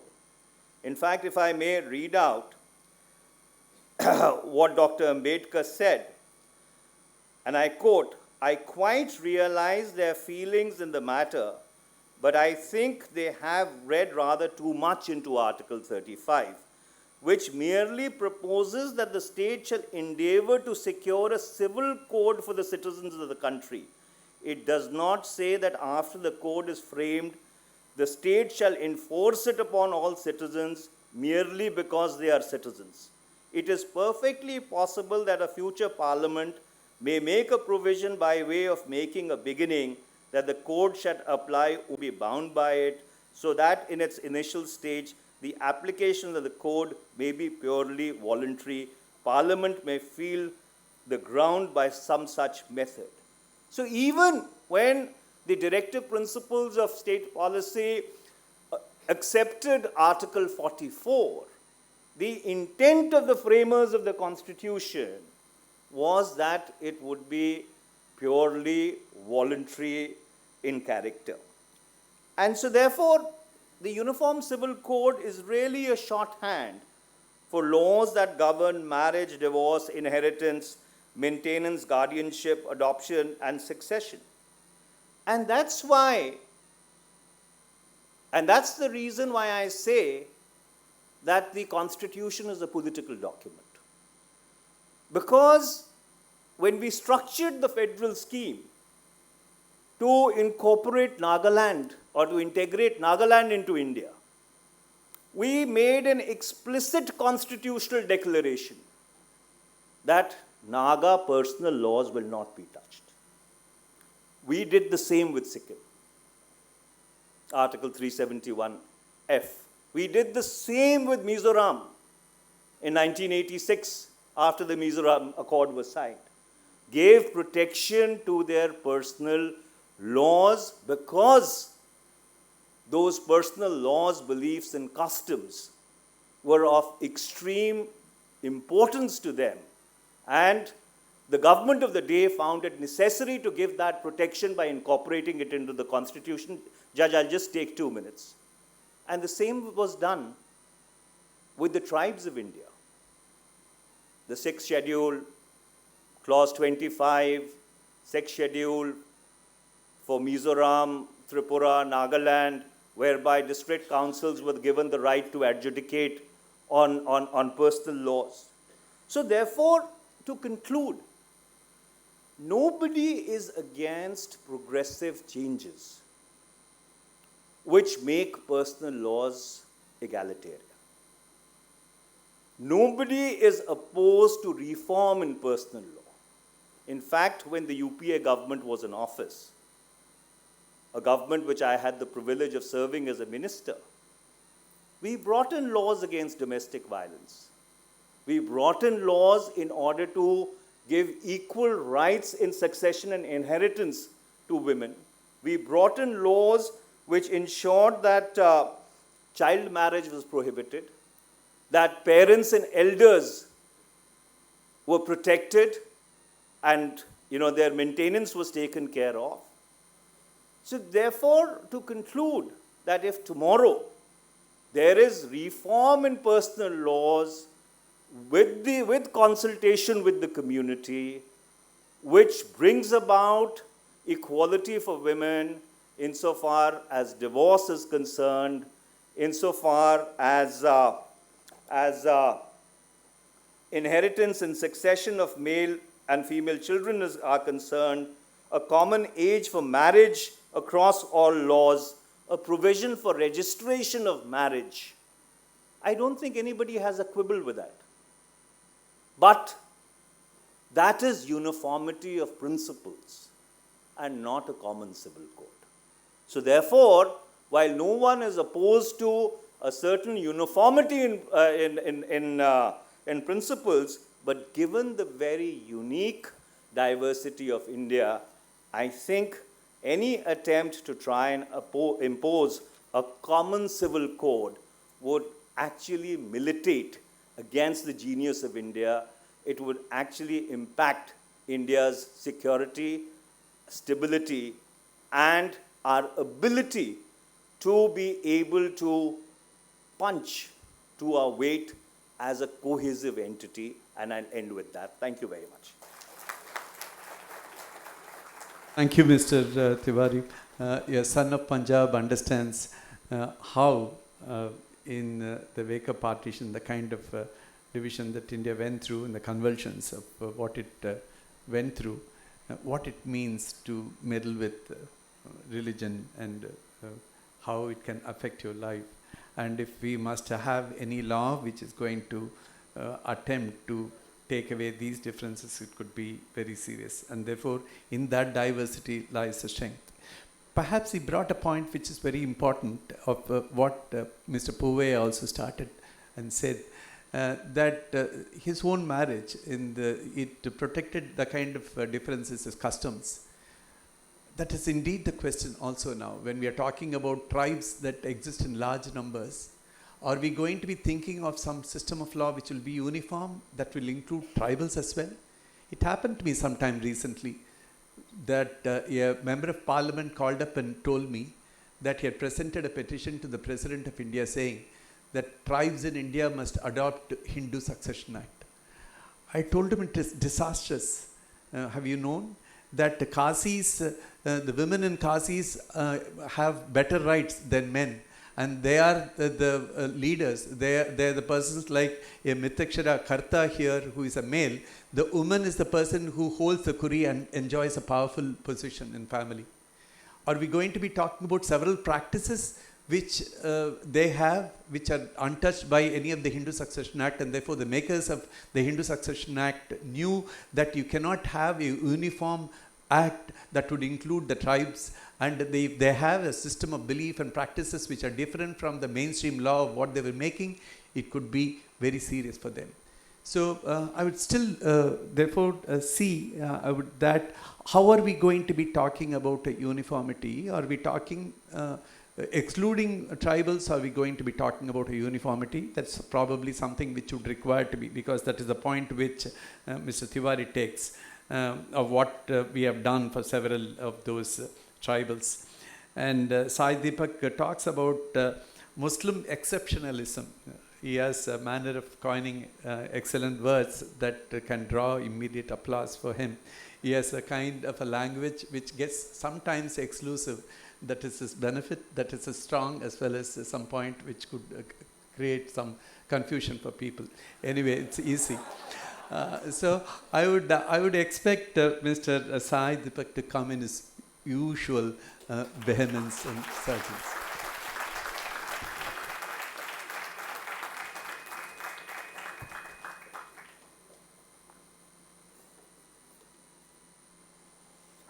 Namaskaram, Vanakkam, Namaste.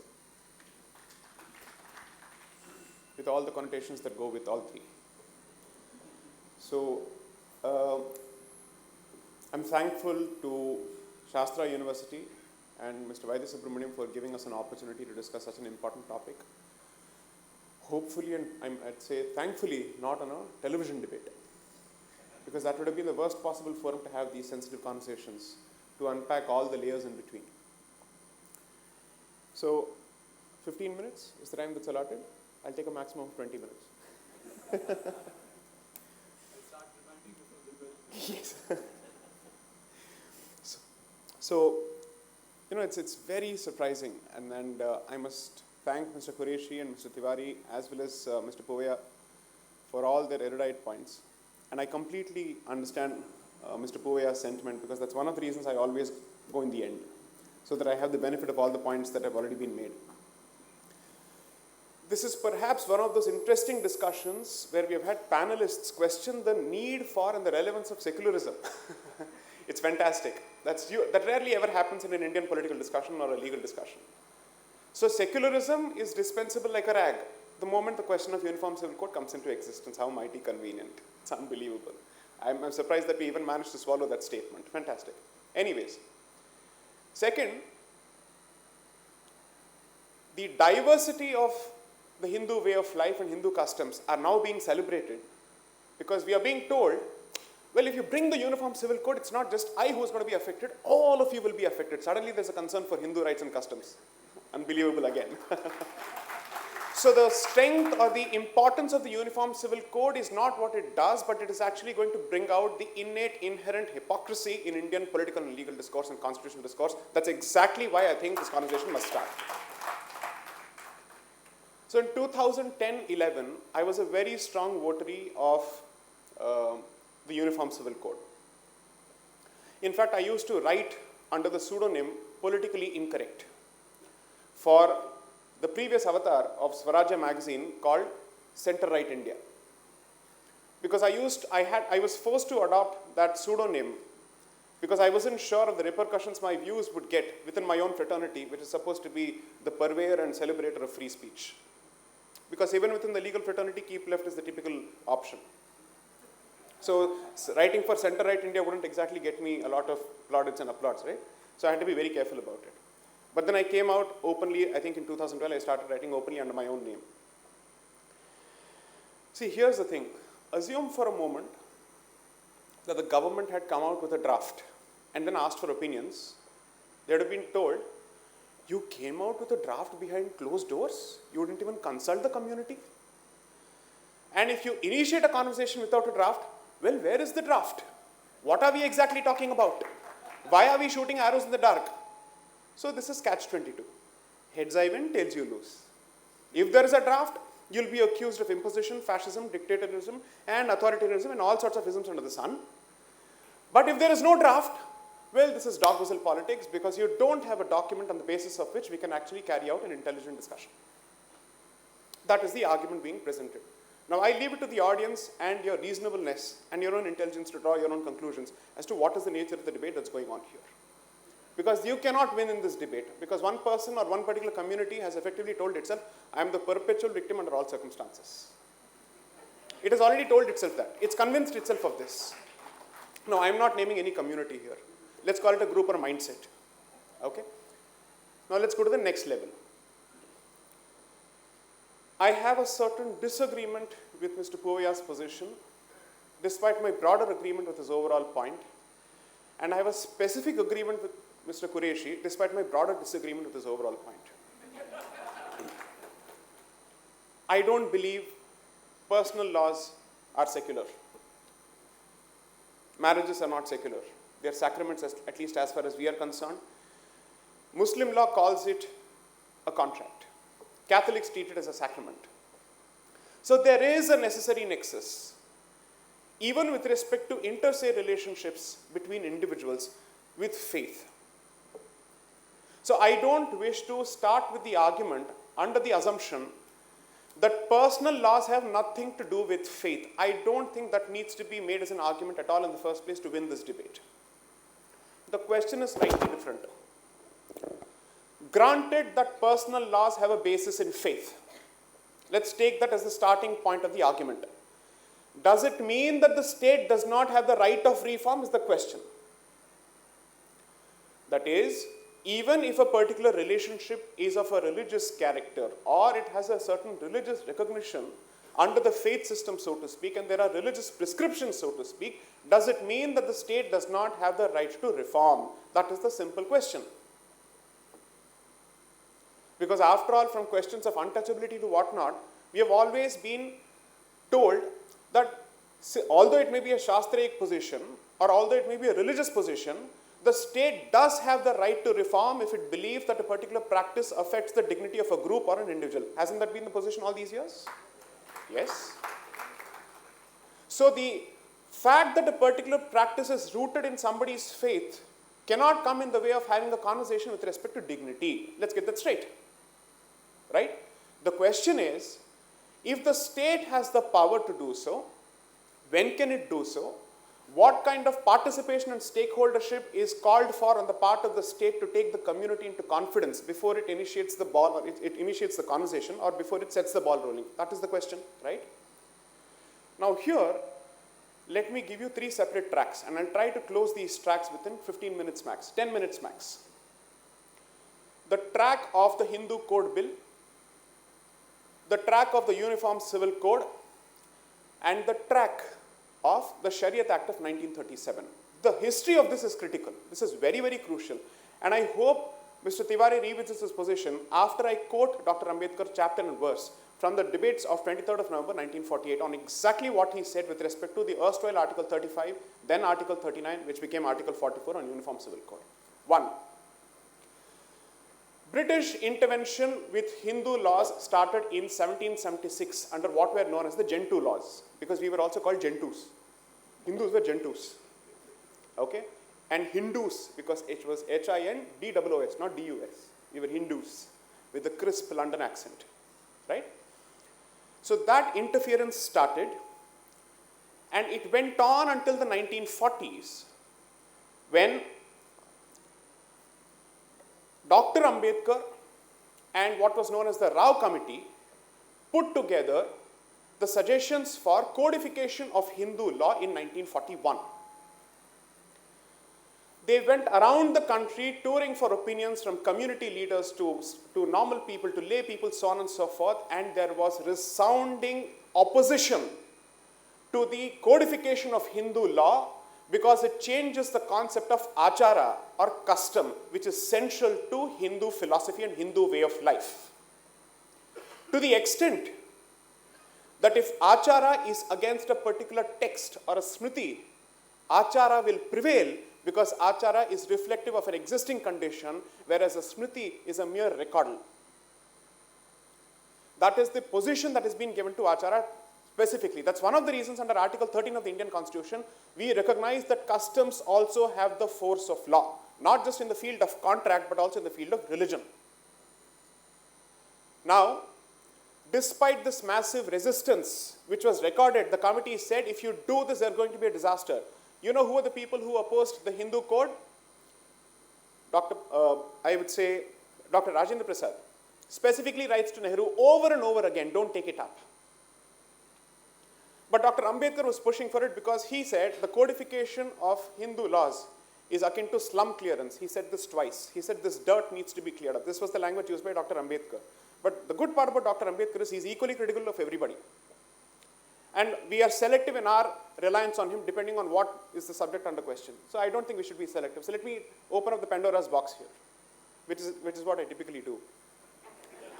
So specifically, Vallabhbhai Patel was against this, to the extent that as someone who was managing the floor of the parliament, each time the Hindu bill was presented in the parliament, he would say, we don't have time to discuss, move it along, because he didn't want it to be passed.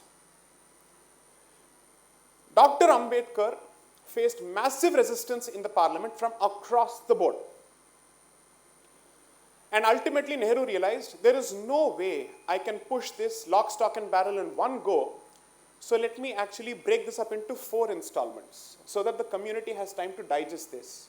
And so from 1955 onwards, after the resignation of Dr. Ambedkar in 1951, who left his office broken and completely, let's say, disillusioned, this project started. And until 1961, each of these laws were pushed gradually, despite the public having extended or rather specifically expressed its vocal resistance to it. Because you see, that was a brute majority government. The language of majoritarianism that is now being used is somehow never used in the context of the Hindu code bill when it was pushed against the community's interest. You see, that's how it works. It is not the issue that changes. The question is who is the subject of the issue, then conveniently everything changes. The logic will change. So this was the position.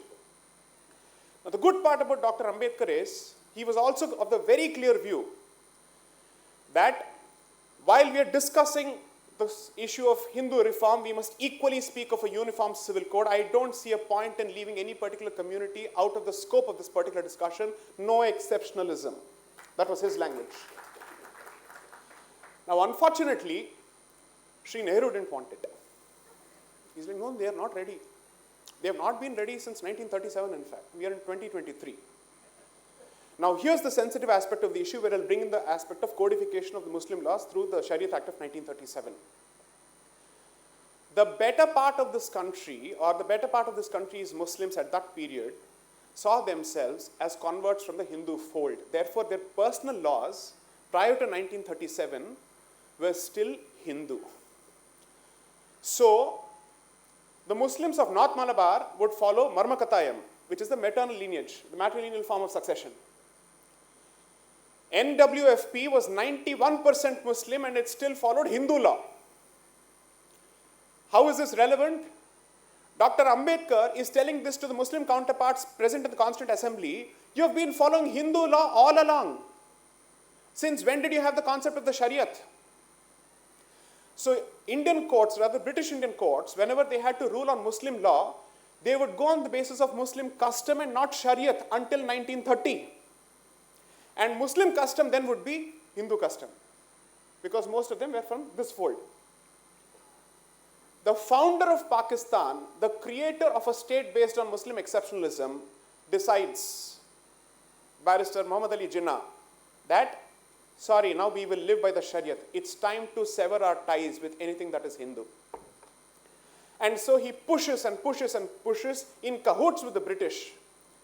And then you have the Shariat Act of 1937, which finally severs the relationship of Indian Muslims from the culture of their ancestors and makes the Sharia applicable from 1937 onwards to Indian Muslims. And that is the path to Pakistan. Creation of a separate set of cultural values was among the first milestones which led to the creation of our problematic northwestern neighbor. This is the point that needs to be understood. So it's not a question of if I marry this way, you marry that way, what is the problem? It's the question of whether you live in a state or you live within a state in a state. And that is the problem that was sought to be addressed. So I'm happy to buy the argument that this is religious, but I'm equally happy to buy the argument that the state has the right to step into the picture for the purposes of national integration and unity. However, let me go a step further. So from then on, the Shariat Act becomes applicable and courts would apply only the Sharia as the touchstone for testing the validity of any custom of Muslims, of Indian Muslims. So assuming for a moment that there was ever a concept of Indian Islam, the bringing into force of the Shariat Act of 1937 effectively killed that particular entity thanks to the Shariatization of the cultural, social and personal lives of Indian Muslims. Now, those who defend the continued existence of the Shariat Act of 1937 find themselves in the august company of Barrister Muhammad Ali Jinnah. And those who are saying interference with this particular act at this particular point of time would amount to interference with the core, let's say the corest of our beliefs, will find themselves in the same company. So if anything, the ones who are batting for the repealment of the Shariat Act of 1937 are batting for the revival of that entity called Indian Islam. Because we are basically saying, you lived by these customs for centuries until 1937. But the creation of the Shariat Act has effectively cleaved the society significantly. So who is batting for plurality? Who is battling for Indianization? And who is batting for national unity? I'll leave it to the audience to ask themselves this question. Final point. It's one thing to say that the community should be consulted. But please note that the state has the right to prevail over and above the community's opinion if it believes that this is the right way to go. Otherwise, the constant stick with which the Hindu community is hit is if the state had not interfered, untouchability would have continued. Well, the fact of the matter is we abolished untouchability on our own even prior to Article 17 coming into force thanks to the Temple Entry movement. Unfortunately, that movement doesn't seem to be happening in any other group or mindset. Therefore, since truly reformist voices are by definition textbook minorities in this country within that particular mindset, the state as the parents patriae has an overwhelming duty, and I said the obligation and the right to step into the territory and set the house in order. Thank you.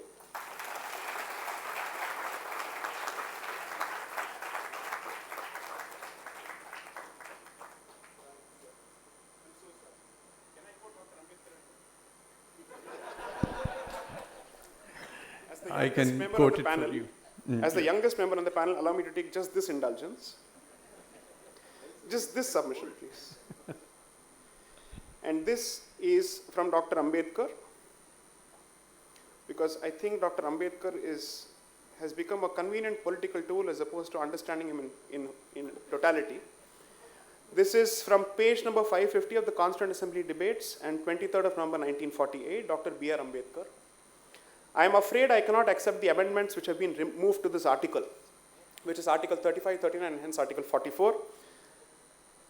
In dealing with this matter, I do not propose to touch on the merits of the question as to whether this country should have a civil code or it should not. That is a matter which I think has been dealt with sufficiently for the occasion by my friend Sri Munshi and Sri Alladi Krishnaswamy Iyer. Mr. Hussain Imam, in rising to support the amendments, what was the amendment? The amendment was, let it not be part of those parts of the Constitution which are enforceable. Let it be moved to the directive principles of state policy so that it is not enforceable. That was the amendment that was moved by Muslim members saying, let it be part of the directive principles of state policy so that there is a hands-free approach as far as the issue of personal laws is concerned. So with respect to that amendment, Dr. Ambedkar is basically saying, Mr. Hussain Imam, in rising to support the amendments, asked whether it is possible and desirable to have a uniform code of laws for a country so vast as this. If you find any resonance to the arguments being made now, I wouldn't be surprised. Now, I must confess that I was very much surprised at the statement for the simple reason that we have in this country a uniform code of laws covering almost every aspect of human relationship.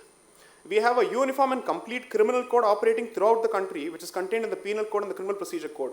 We have the law of transfer of property, which deals with property relations, which is operative throughout the country.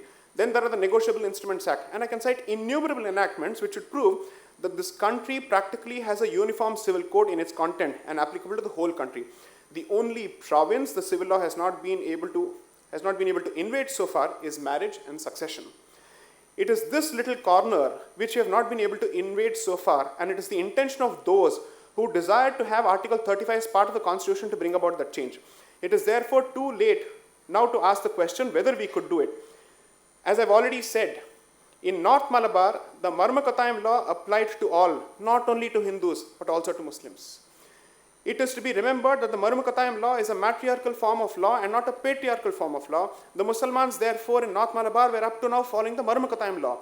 It is therefore no use making a categorical statement that the Muslim law has been an immutable law which has been followed since ancient times.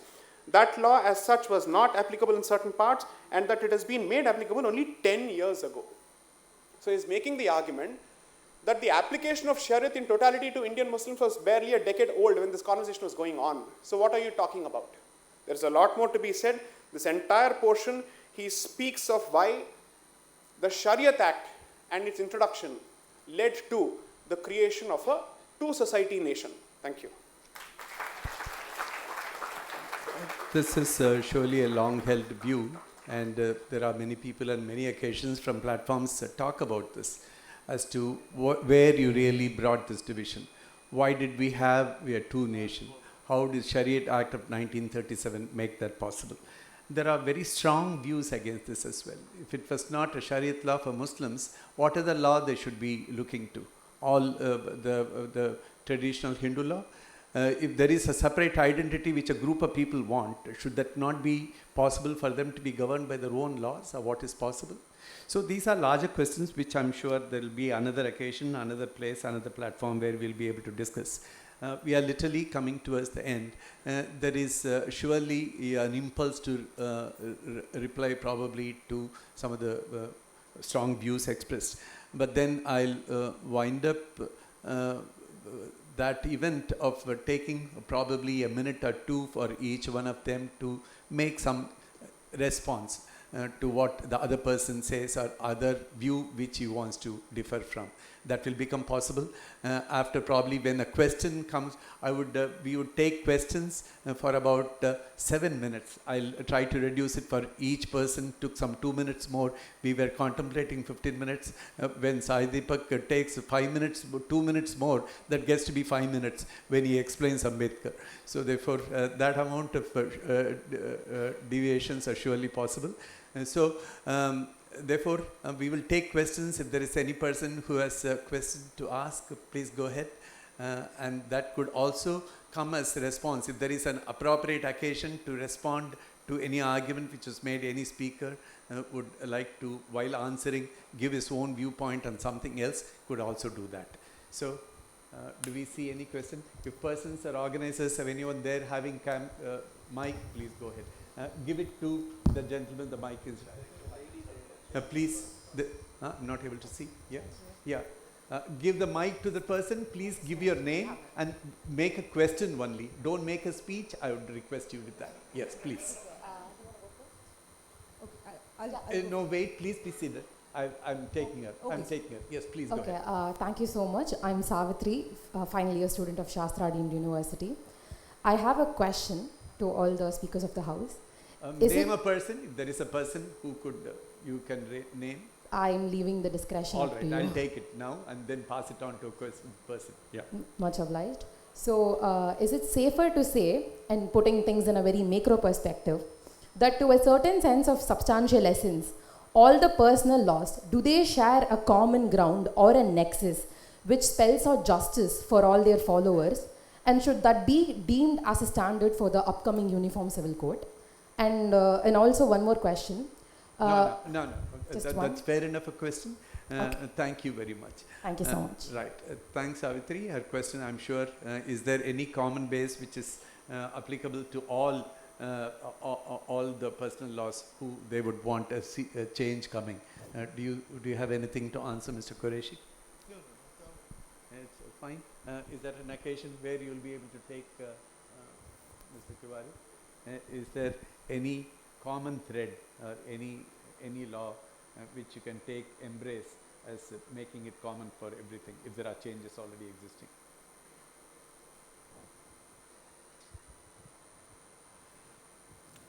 As I was trying to point out, maybe my English is not very good, that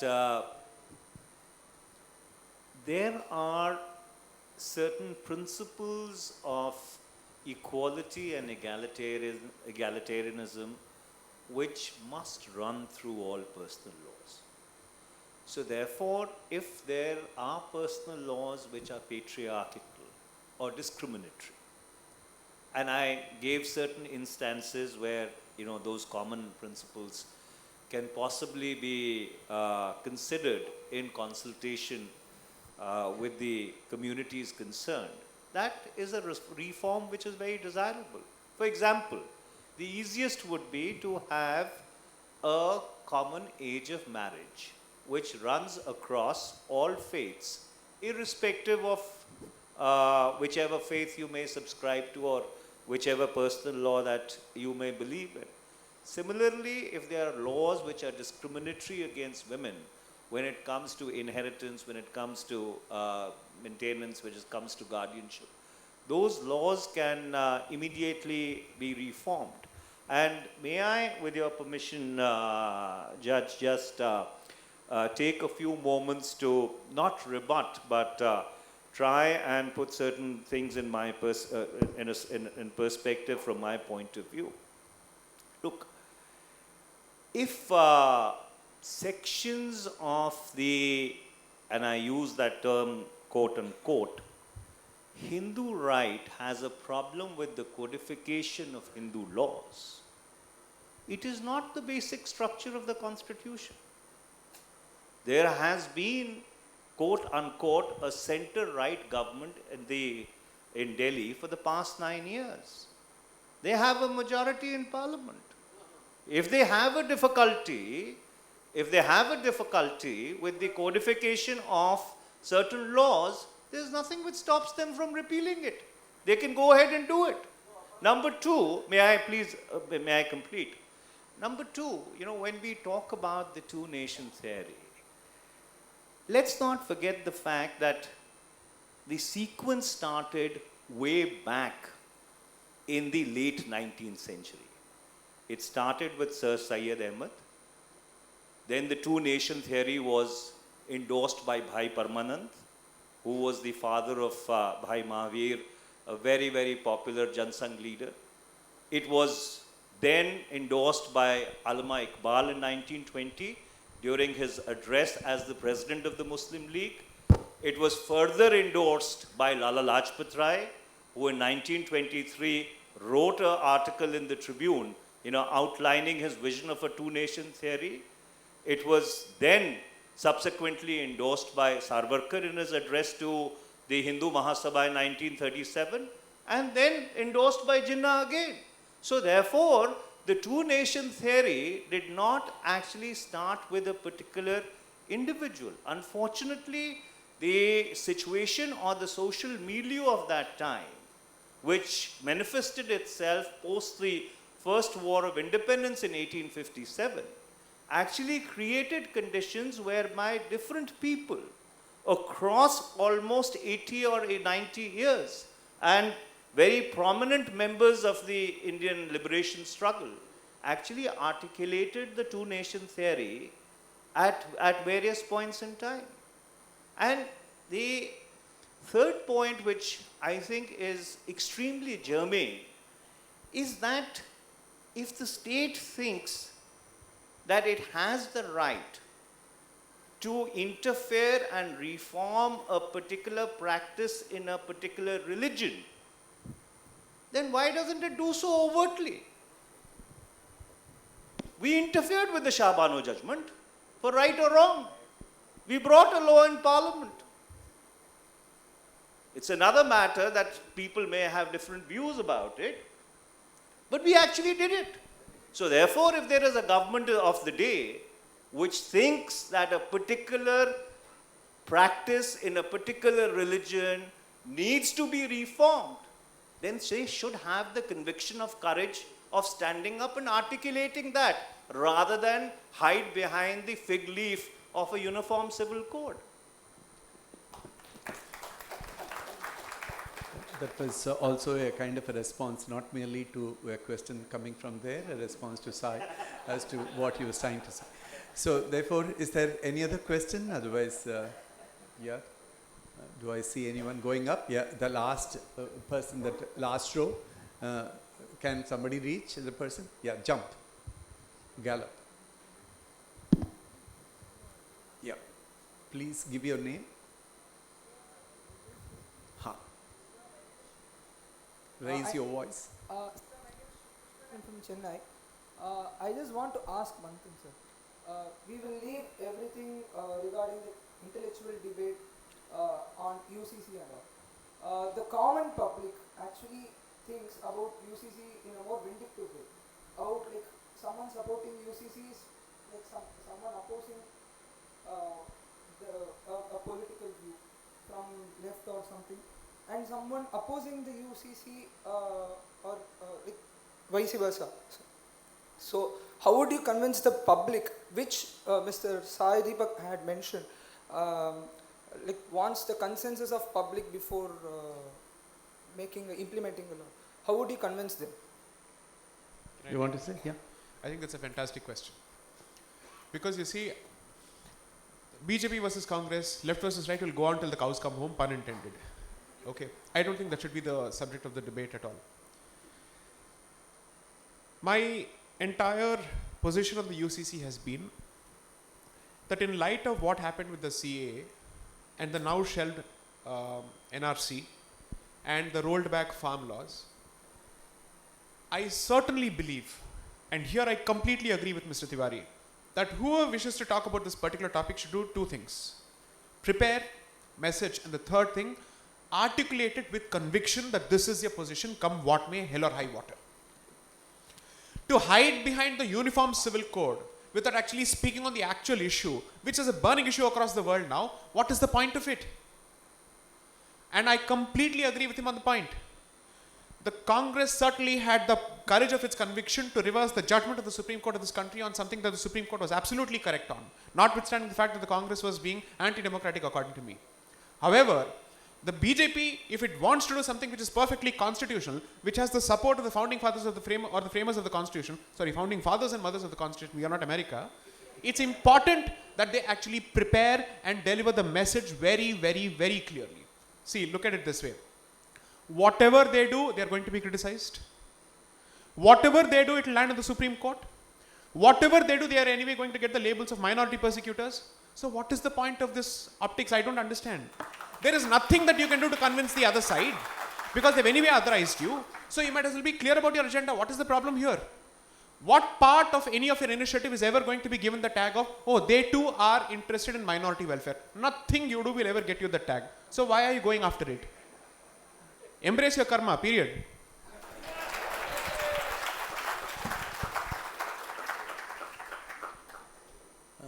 If we can take one more question and we can conclude. We take a person from the middle, their blue shirt. Please give it to that person. Sir, I'm fourth year law student from VIT School of Law. Sir, when we speak Your about name? uniform civil... Your name. Avinash. Avinash. Sir, don't we think UCC a very long jump from this moment when we have a personal laws working? Can't we think of a common civil code? That is, every religion, like the Muslims have Shias and Sunnis who have a bit of difference. Right. Hindus in Tamil Nadu and Maharashtra have two different ways of getting married. Correct. So don't we think this is a very safe approach that first make every religion some common laws among themselves, Right. then approach a nationwide approach to bring everything together? Because this comes after my research for a paper which I did in NLU Nagpur. And substantiating it, we say there is no draft. But a common person, like any common person sitting here would not know Article 44. How can the government convince a normal person to support? They are asking for views, but they do not suggest what is their view so that we can substantiate it. The point is taken. Please be seated. Yeah, sir. Referring back to the Law Commission report, it clearly says that this is not advisable, desirable at this time to talk of a uniform civil code.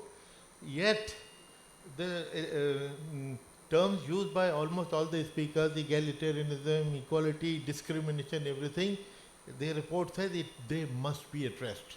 And they should be addressed within the religion, and codification of religious laws, personal laws by each community. So I think that's a very important point, and that is what we should work on. And instead of waiting for my last comment, sir, if I finish in one sentence, my recommendation will be one line. I don't know how many in this panel have read the Law Commission report. If not, just please read it, and this will answer all your questions, because they, as I mentioned, 75,378 representations they studied. All right. So, finally, I would say that secularism was the word which was used by Justice Kannan and many people refer to. I have said repeatedly that India is secular because Hindus are secular. And the proof is, I've been questioned on that, and the proof is that the Constituent Assembly, at the time of partition, when Islamic Pakistan was created, if India had become a Hindu republic, nobody would have batted an eyelid. Yet, the Constituent Assembly unanimously opted for secularism. I used to think it is 83% Hindus in the assembly. Mr. Manish Tiwari mentioned 94%. In any case, whichever is the correct figure, the fact that India chose secularism unanimously, majority of Hindus. So that secularism of the Hindus of 5,000 years, I think is very important and sacrosanct, and we should respect it. That I believe will be the last answer, and we draw curtains. And we have heard interesting discussion on a point which we'll never be able to conclude. If 6 years back or 7 years back, we had the most eminent panel of persons who were here discussing important issue on National Judicial Commission and what they discussed ultimately, what happened in the Supreme Court.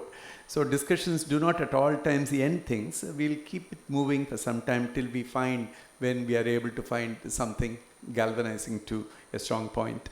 But everyone here at some point of time or the other, if there is a directive principle of state policy, it surely is something which our founding fathers thought was obtainable, but they didn't have, though they thought they would stipulate periods before when we could achieve for some provisions. They didn't say so for UCC. They said about reservation. They said about language policy. They said about Kashmir.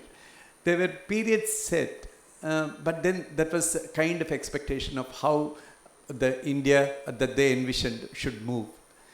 The Uniform Civil Code was surely something which they thought, but there were too many differences. Right now we are soon after partition. of what we are seeing ourselves in. We should accommodate all sections of people, all religious faiths, and they must live a life of cohesion. So set about an agenda, but didn't place any time limit. The question now was, in fact, I had an occasion to meet with Justice Chauhan. I happened to be living just across the house when I was in Delhi. I went to him with some person, some lawyer who had come, wanted to meet with him. I took him, took that young lawyer to Justice Chauhan. So as soon as I went, he thought just about the time there was some article I had written. So I know your views on this, Kannan, I don't want to hear you. Surprisingly, 4 months later, I saw he had written what I had written. So I was surprised that he said, I don't want to follow what you're saying. But then Justice Chauhan ultimately said that now is not the moment. This is not the right thing to do. But we have to change our personal law. Reforms must come in the existing laws in all communities, and probably we can cement later. I'm not saying, I'm not giving a judgment or anything, nor am I saying anything lends primacy. We have had different views given, and each one of them had very strong view to give. If Mr. Qureshi could say that the popular misconceptions of what exists in the minds of people about how we understand the Muslims look for more than marriage. He said Quran does not allow that. And if the talaq can be given so easily by the will of a person in a state of in an inebriated mood, that is not the way it was thought of. So therefore, some of the misconceptions he was trying to dispel, and he was also, and he has gone on record saying, Muslims should not oppose UCC, is what he has already spoken, and it has come through papers. So therefore, that is the view. And again, you heard Manish saying about how we are looking for egalitarianism. We'll have to surely see wherever reforms have to come, it must come. That's a point which is the underlying theme, as I would think, and also reasons why even at the time, after all the difficult periods of partition, he wanted to make a point to what Sai was saying about Shariat of 1937, of what gave to them different, it was simply broke the umbilical cord from their own system of following many of the Hindu customs, and they got diverted to a whole set of new laws. It was a start for a divided mindset. And you had Puvaya, who will place so much of importance on what is at the basic event, or what are we trying to see. We see the justice is done at the family. The treatment of women where he places primacy of his own proposition of what he was trying to say. I'm sure he laid emphasis on the constitutional principles of secularism as laying the foundation for a reason to have a uniform civil code. And Sai, with his immaculate articulation, I'm sure he was able to drive home larger response. You could probably resonate with the people here and the kind of mindset that we have with what Sai was able to articulate. So thank you ever so much for each one of you for bringing out wonderful thoughts that will seep into you, and I think this will help you kind of consolidate your own views. And if that is not a view which is now settled and it only has generated fresh agitation for you, discuss with others. This is not going to happen tomorrow. If it were to happen tomorrow, it could be probably dangerous. So therefore, we need to be discussing more. That is what this must at least remind us, that we are not looking for immediate answers. This is raising questions which would require further discussion. So thank you very much. I should thank, I'm sure there is somebody doing the honors of thanking and a vote of thanks coming later. I thank all of you for the wonderful audience that you have been. Thank you. Thank you very much to Mr. Povia. We'll wind up in 5 minutes. I know you have a flight to catch, but let me also thank the excellent panel here. Though just as Kannan said, we are not in search of answers immediately, but at least it has addressed the opening concern of Mr. Qureshi, because a debate of this type, everybody wants to jump in. And without a session like this, you know, all the intellectualism, the activism, and the vigilantism, all of that would have come signaling the march of, you know, sound over substance. But then at the end of this session, I'm sure there is a sense of some enlightened intellectualism, activism, and vigilantism that ensures the march of substance over sound. And with that very positive note, I request Atreya to take things forward. Thank you. Thank you, sir. Thank you, panelists, for your discussion and time. May I now request Jumana Kadir, alumnus of School of Law, Sastra University, batch of 2023, to deliver the vote of thanks.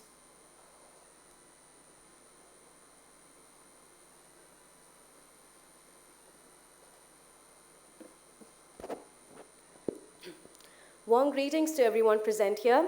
It is my incredible honor to propose the vote of thanks for the Lawgical Connect panel discussion on Uniform Civil Code organized by School of Law, Sastra deemed University, and being held at its all-new Chennai campus. I humbly extend my warmest and heartfelt gratitude to respected Dr. S.Y. Quraishi, former Chief Election Commissioner of India and Chancellor ILM University, for imparting knowledge on Shariat law and the Holy Quran. We are beyond grateful to Sri Sajan Puvaya, Senior Advocate, for making us understand the nuances involved in all of these debates. Our hearts are filled with respect and admiration for Sri Manish Tiwari, Advocate and Member of Parliament, for sharing his wisdom on the UCC. Thank you very much once again for gracing the occasion, sir. I'm very glad to express my sincere vote of thanks to Honorable Justice K. Kannan, former Judge of Punjab and Haryana High Court, for beautifully moderating this session. We are wonderstruck by your encyclopedic knowledge of civil law in this matter, sir. Sir, thank you once again for seamlessly walking us through this tempestuous debate, as it was rightly remarked by our Vice Chancellor, Dr. S. Vaidya Subramaniam. Further, I take this opportunity to offer my sincere gratitude to the university leadership, the organizing committee, luminaries, eminent members of the bar and the bench, and our beloved invitees from all walks of life for being a wonderful audience today. Thank you for making this event a massive success. Thank you everyone for being with us this evening, and it was an absolute pleasure to host you all. Sorry. Yes, apologies. Apologies. Yes, apologies, sir. Very apologies. I am glad to express my sincere vote of thanks to Justice, Mr. J. Sai Deepak for his vibrant and diverse views on the subject matter.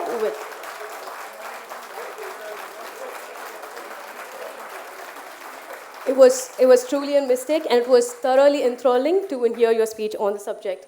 Thank you very much, sir, and apologies for this as well. Thank you, everyone, for coming. Thank you. Thank you, Jumana. Before all of you leave, I request you all to kindly raise for the national anthem. Janagana mana adhinayaka jaya he Bharat bhagya vidhata Punjab Sindh Gujarat Maratha Dravida Utkala Bhanga Vindhya Himachala Yamuna Ganga Uchchala Jaladhita Ranga तव शुभ नामे जागे तव शुभ आशीष मांगे गाहे तव जय गाता जनगण मंगल धायक जय हे भारत भाग्य विधाता जय हे जय हे जय हे जय जय जय जय हे